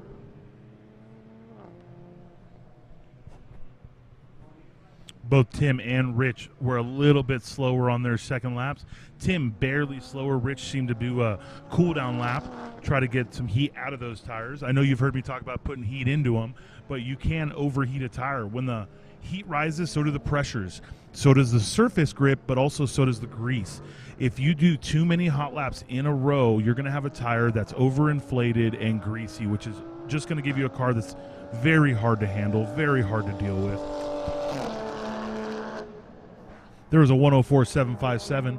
These time attack cars are set up and built a little different than a road race car or an HPDE vehicle. When you're building a vehicle for specifically time attack, you're making them so they can do 1 or 2 laps at full tilt, and after that is falling off. And people ask me, how do you make a car only be able to do 1 or 2 laps? What's the difference? And the biggest thing that I can explain to people, other than temperatures, is alignment. When you set up a time attack car, you set it up to, say, have a little bit of toe out in the front, 0 toe in the rear. You remove the compliance that a street vehicle has. The pro of that is a car that turns in better, snappier on the response, feels good. The downside is, if you have toe out in the front, the tires are getting warmer. You're feathering the inside. You're creating an issue. Now, complete reverse lock. I think someone needs to tell Mr. Enriquez the drifting is a little bit later, but that was a great save. He was trying to carry as much speed as he could into the oval to be able to go as fast as he can, obviously. You want to carry speed through that. Obviously, he spun there, so he's going to go ahead and come into the hot pits as opposed to get in the way of anybody else. But when you're talking about toe out in the front or 0 toe in the rear, you're talking about a vehicle that turns better and the rear is more prone to follow the front. Now, people will think that's sliding, but we actually call that rotation. You want the car to rotate. When you watch these cars in the infield make the left, right, left of the S's, and it looks like it's pivoting on the center of the vehicle, that is a car that rotates well and handles well. When you have toe in the rear, it feels safer, but the ass of the vehicle drags. That's where the driver has to lift or really put a lot more steering effort into it to make it turn, and that is obviously slower. You're on the knife's edge, though. You're not going to have a car that rotates perfectly that isn't a little bit hard to handle. You have to be quick on the hands. You have to be the person that really drives this machine to the limit, because as we can tell with drivers of different cars, you get people in the same car and they're seconds apart.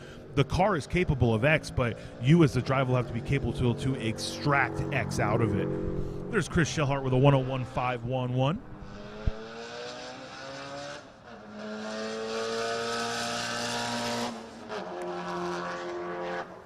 Tim Shepner came in, talked to his crew. Not sure if they changed pressures at all or anything in the suspension, but he's back out there after about 3 minutes of talking to them, and he's going to at least want to give it everything he can these next 1 or 2 laps.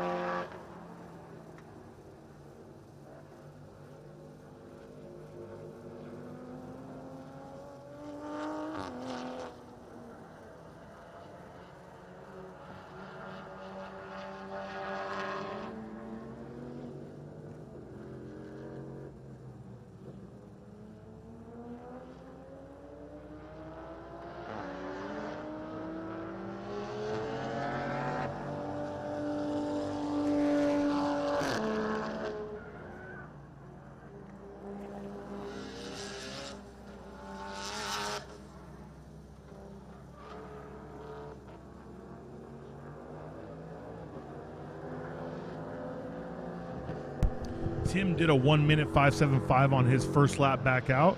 He is really pushing it. And when I was talking about rotation, if you watch Tim's car through the infield section, his car is doing what I'm talking about. And Tim obviously very comfortable in that vehicle. That was a 1:03.49. He is not finding the pace that he wanted out of this car. I know he wanted to be in the 58s. I'm not sure if it's maxed out and maybe he just doesn't have enough tire left. Maybe it's just the smallest of mistakes can happen to stop you from setting a record lap or a personal best.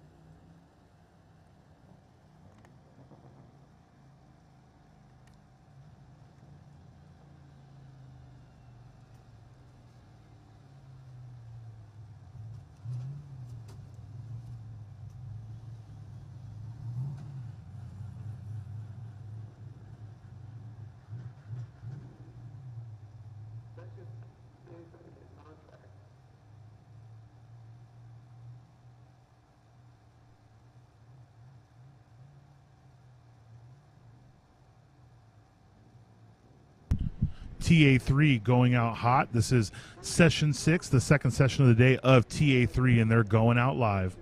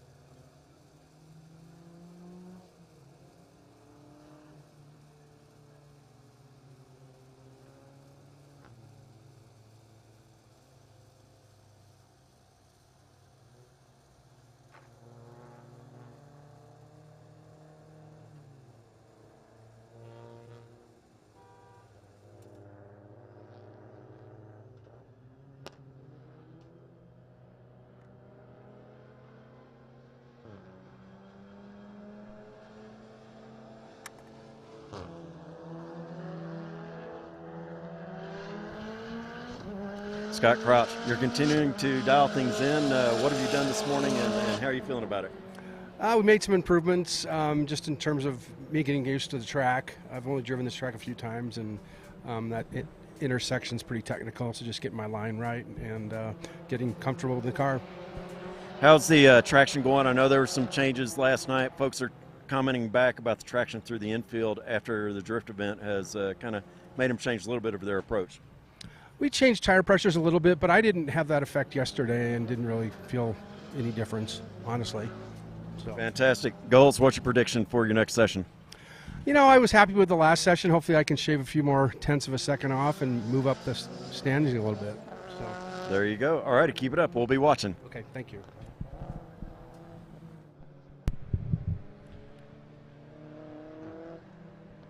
Great shout out there, Les. So here we have Mr. Michael Pastore with a 103.300.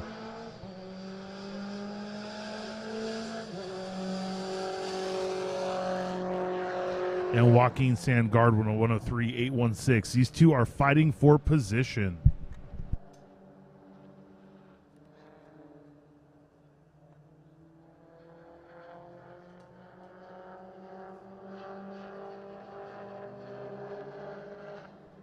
Currently, Joaquin Sangard is leading Michael with a 102.836 to his 102.885. That is for third and fourth in Classic 200. Basically, Joaquin is holding the last position for podium. So Michael's going to want to do everything he can to try and take that back. This is his last session to do so.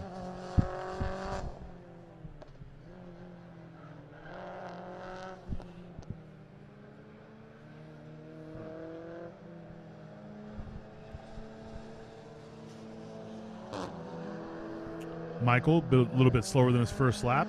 Joaquin wants to push past his 102.836. He wants to really open the gap to hold that third place. That was a 104.027 from Joaquin.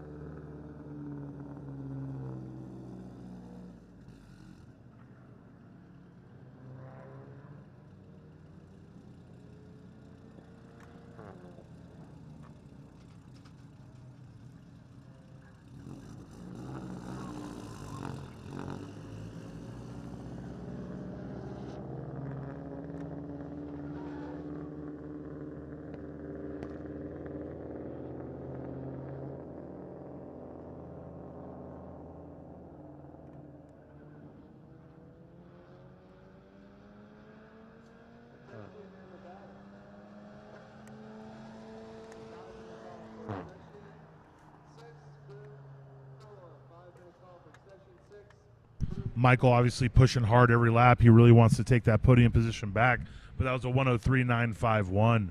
We don't know if maybe he's used up all his tires or he's just making small mistakes, but when you're every single lap after your first one a skosh slower, it's a pretty good sign that first lap was the one, and he's probably not going to be able to grab it. But we have been surprised in the past. He still has a little bit of time. If he does a cool-down lap, gets the tires back under him, and finds that perfect session, he may be able to get himself back on that podium.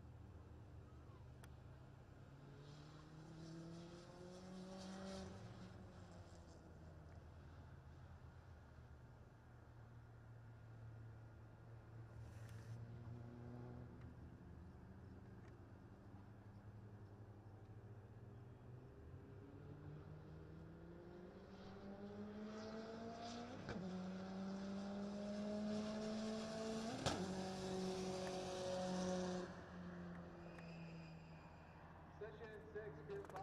We have about 10 minutes, 10-minute call. Session 6, Group 5, 10-minute call. That's Jake Graham right there. He's run a 103.545 in the last session. That was also his fastest lap of the event. Also, I believe we have Ernie Ramirez and Daniel Escobar out on track. Ernie Ramirez in that Classic 200 Evo 10. Ernie's fastest lap time so far in this event was directly in front of me, and I have lost it, is a 102.753. Ernie's been doing great out there. Jake Graham is going to be chasing him for this spot.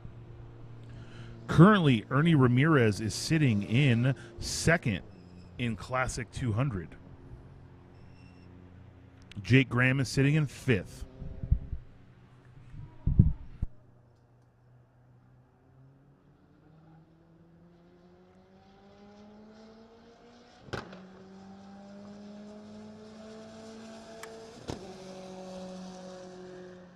There's a 104.005 for Drake. Jake on his first lap. It's a really good starter lap.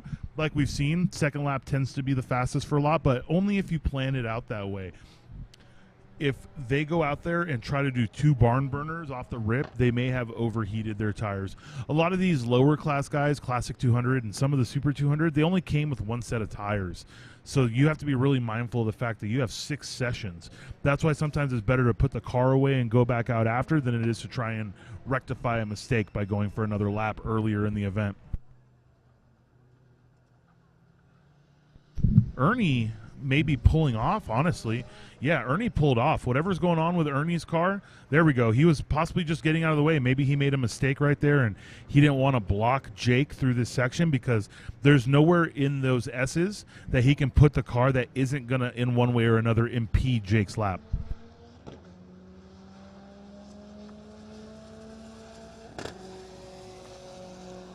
There's a 103.538 getting faster and faster by the lap.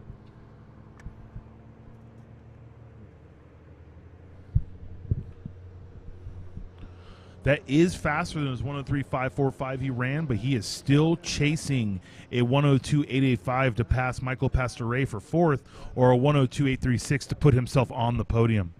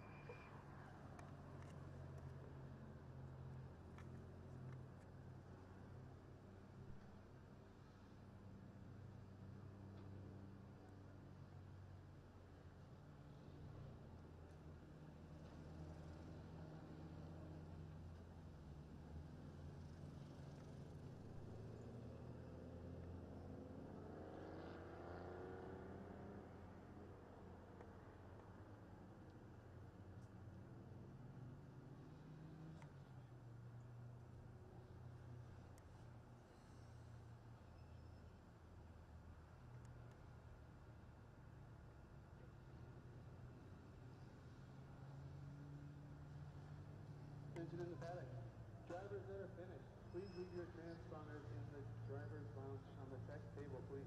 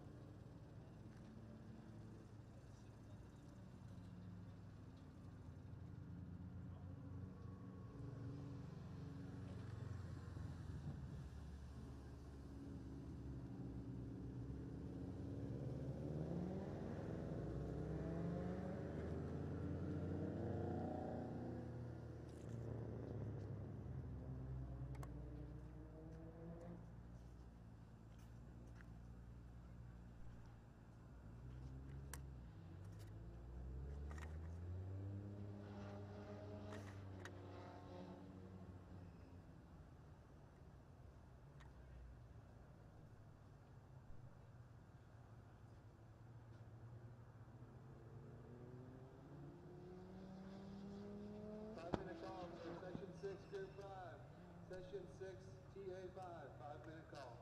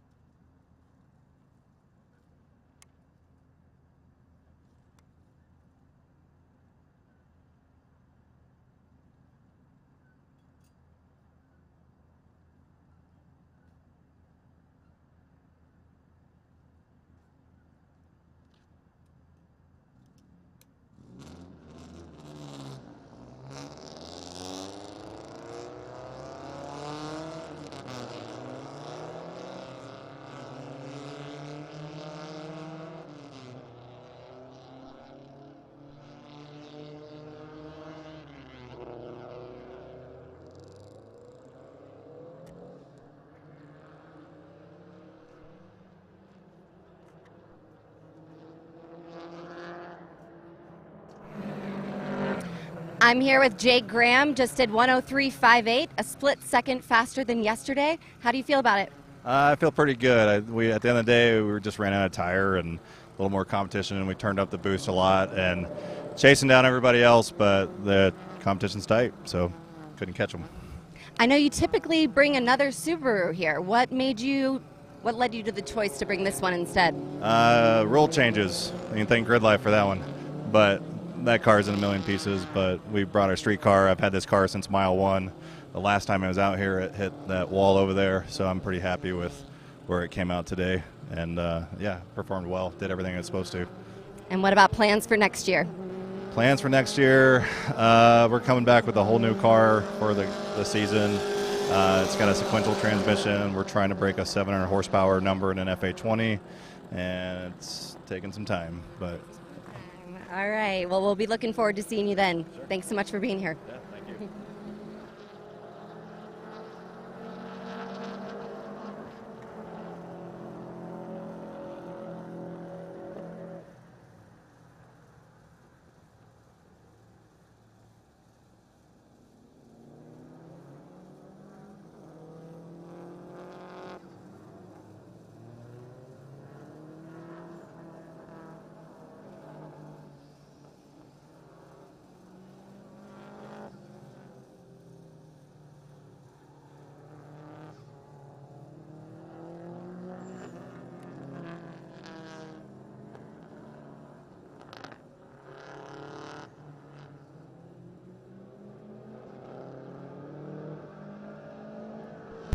Here's the first hot lap of TA5 Session 6, the final session of the day.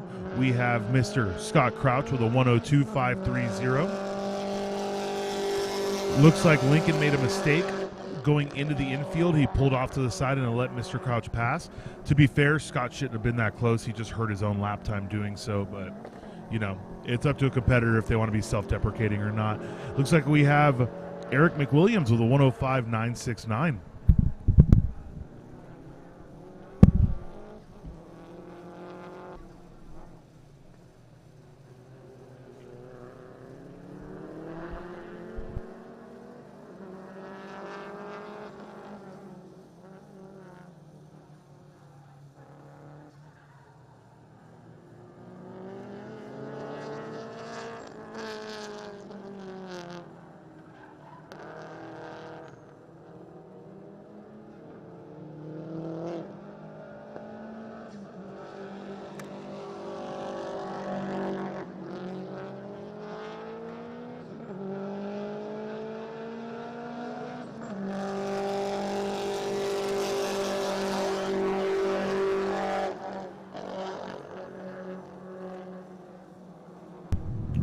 Charles Lincoln with a 104.375 on his second lap. It seems he's finding the pace. That mistake may have been a benefit in disguise, to be honest with you, because it allowed him to use that first quote-unquote hot lap to bring the car up and in. It looks like Scott, though, ran a little slower on his second lap, about at 1.2 seconds slower, to be honest. It's a pretty good delta differential right there. Eric McWilliams, same thing. He ran 200ths slower on that lap, so it's good to see he's still out there being consistent. This is a gentleman who is a 15-year Subaru technician, went from Hondas to Subarus. Now, any Honda owner will tell you that's sacrilegious, but I respect this man. He went from being a Honda tech for a couple years to a Subaru tech, and he's been working and tinkering on this car ever since.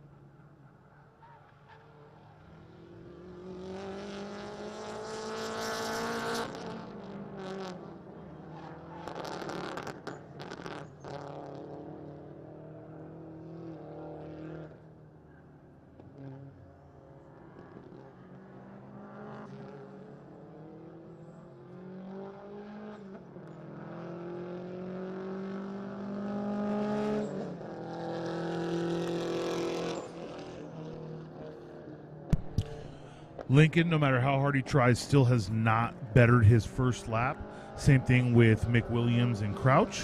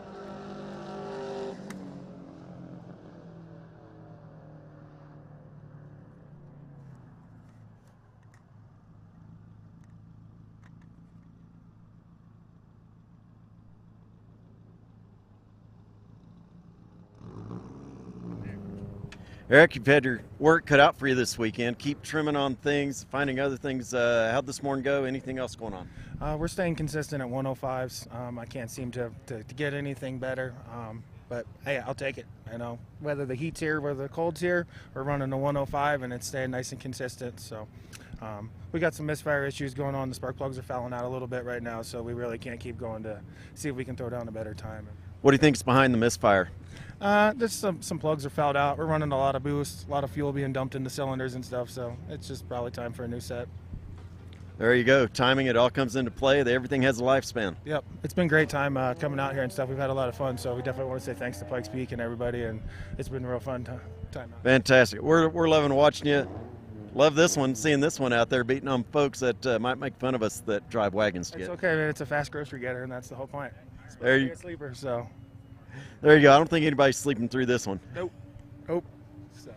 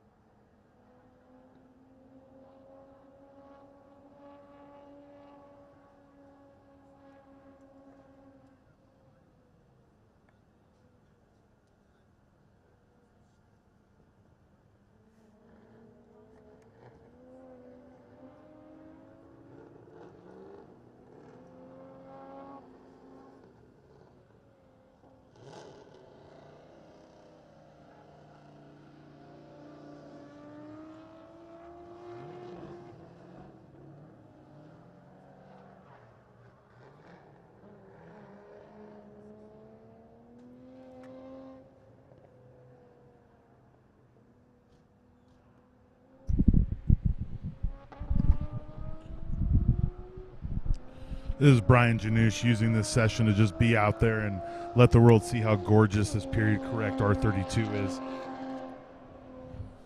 He's getting his money's worth out there today. Don't forget, folks, this is our final group of our final session. We will have drift and drags, if I'm not mistaken, from the end of this until 12:30, and at 1 o'clock the Time Attack Awards will be given out. At 1 o'clock the awards, the payouts, everything will be given out.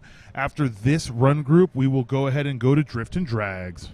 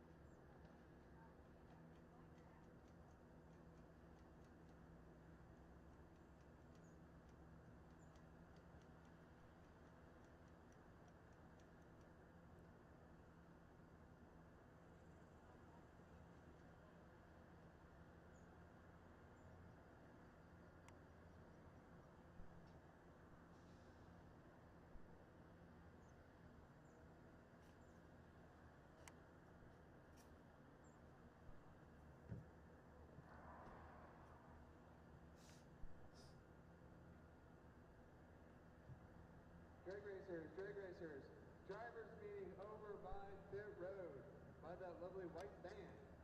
Drivers meeting drag racing right now.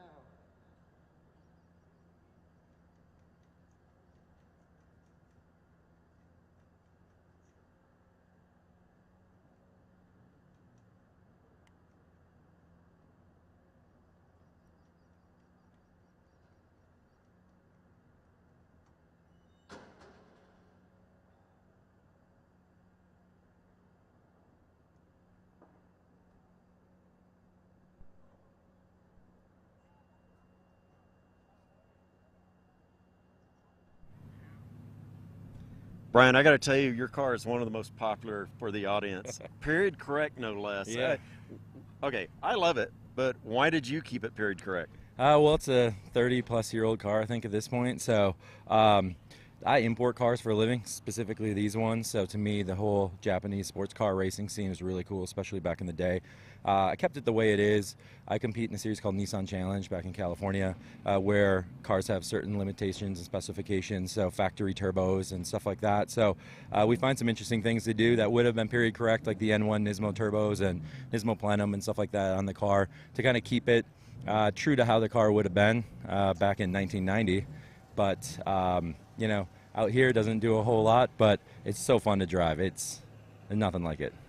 Absolutely. You're turning out some nice times. It sounds like I love the exclusivity of the car, for one. The fact that you didn't temper with history on this one, and that you're out here running it hard. Yeah, I mean, it's the only Skyline out here driving, and most tracks I go to, I'm the only Skyline out there driving. I get a lot of people that come up to me and tell me I'm nuts for putting something like this on the track because, you know, they're expensive now and hard to get. You can't get recorders and stuff like that so much anymore, so if something happens to it, you're out a part of a car, but this is what this car is made for. So, man, thanks for taking the risk and bringing it out here. I love seeing it on course. I love it too.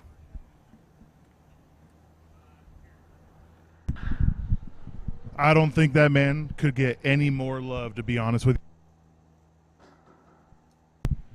So that right there is going to be the end of our Time Attack sessions. To those of you watching, we're going to go to Drift and Drags, but make sure to stay with us. At 1 p.m., we will be giving out Time Attack Awards. Again, 1 p.m., Time Attack Awards. You'll see the payouts. You'll see who won what, who gets $10,000 today. It's time to see them at the award ceremony. So thank you so much for sticking with us here at the inaugural Pikes Peak International Raceway and Hot Import Nights Ascend Music and Motorsport Festival, powered by XRP Ledger. Stick with us. 1 p.m. awards. Drift and Drag going on now. Thank you so much. This is Cuban Rodriguez. I'm out till 1.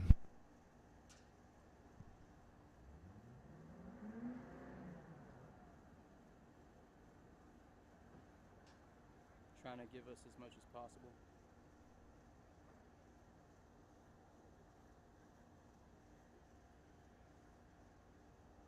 Your car is more than just a mode of transportation. It's a member of your family, a best friend. And like anything you care deeply for, you want it to look and feel its best. We understand that everyone's car is unique, and that's why at J9's Luxury Auto Detailing, we customize our services to meet your specific needs.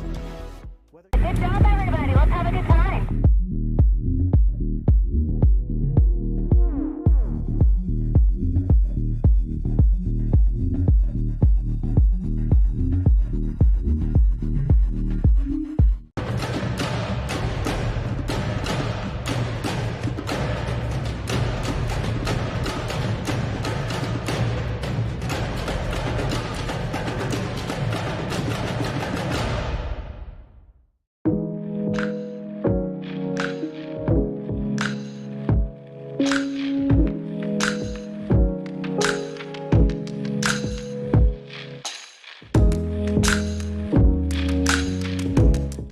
MK Mortgage Group is the company to call for your home loan needs. From refinancing, conventional, FHA, and VA loans, we've got you covered. If you're in the market for a new home, talk with us today. Visit mkmortgagegroup.com and we'll get you started.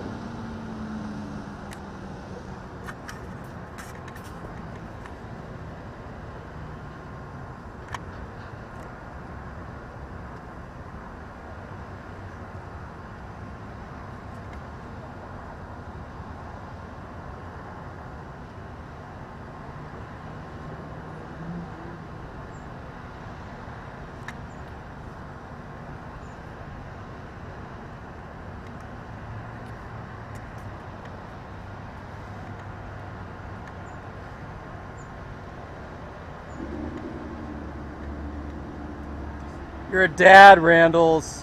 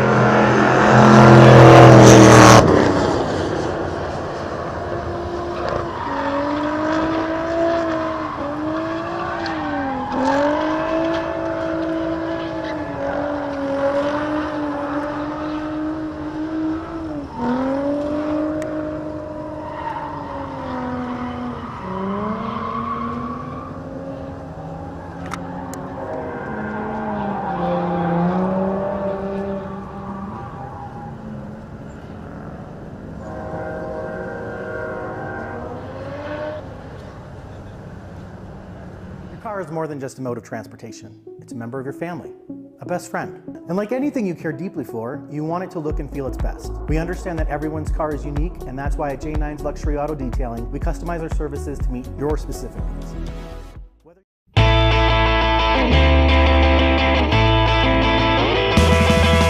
My old Chevy, she runs out good, like the flames all across the hood. A high school hot rod, yeah, that's my flavor with roadside pops.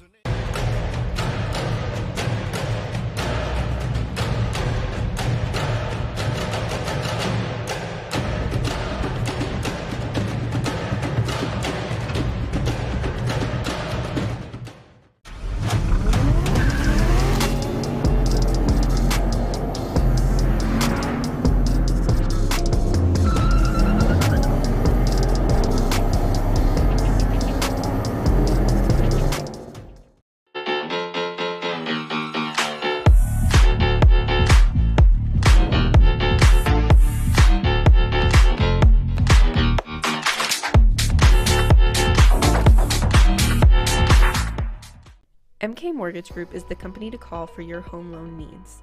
From refinancing, conventional, FHA, and VA loans, we've got you covered.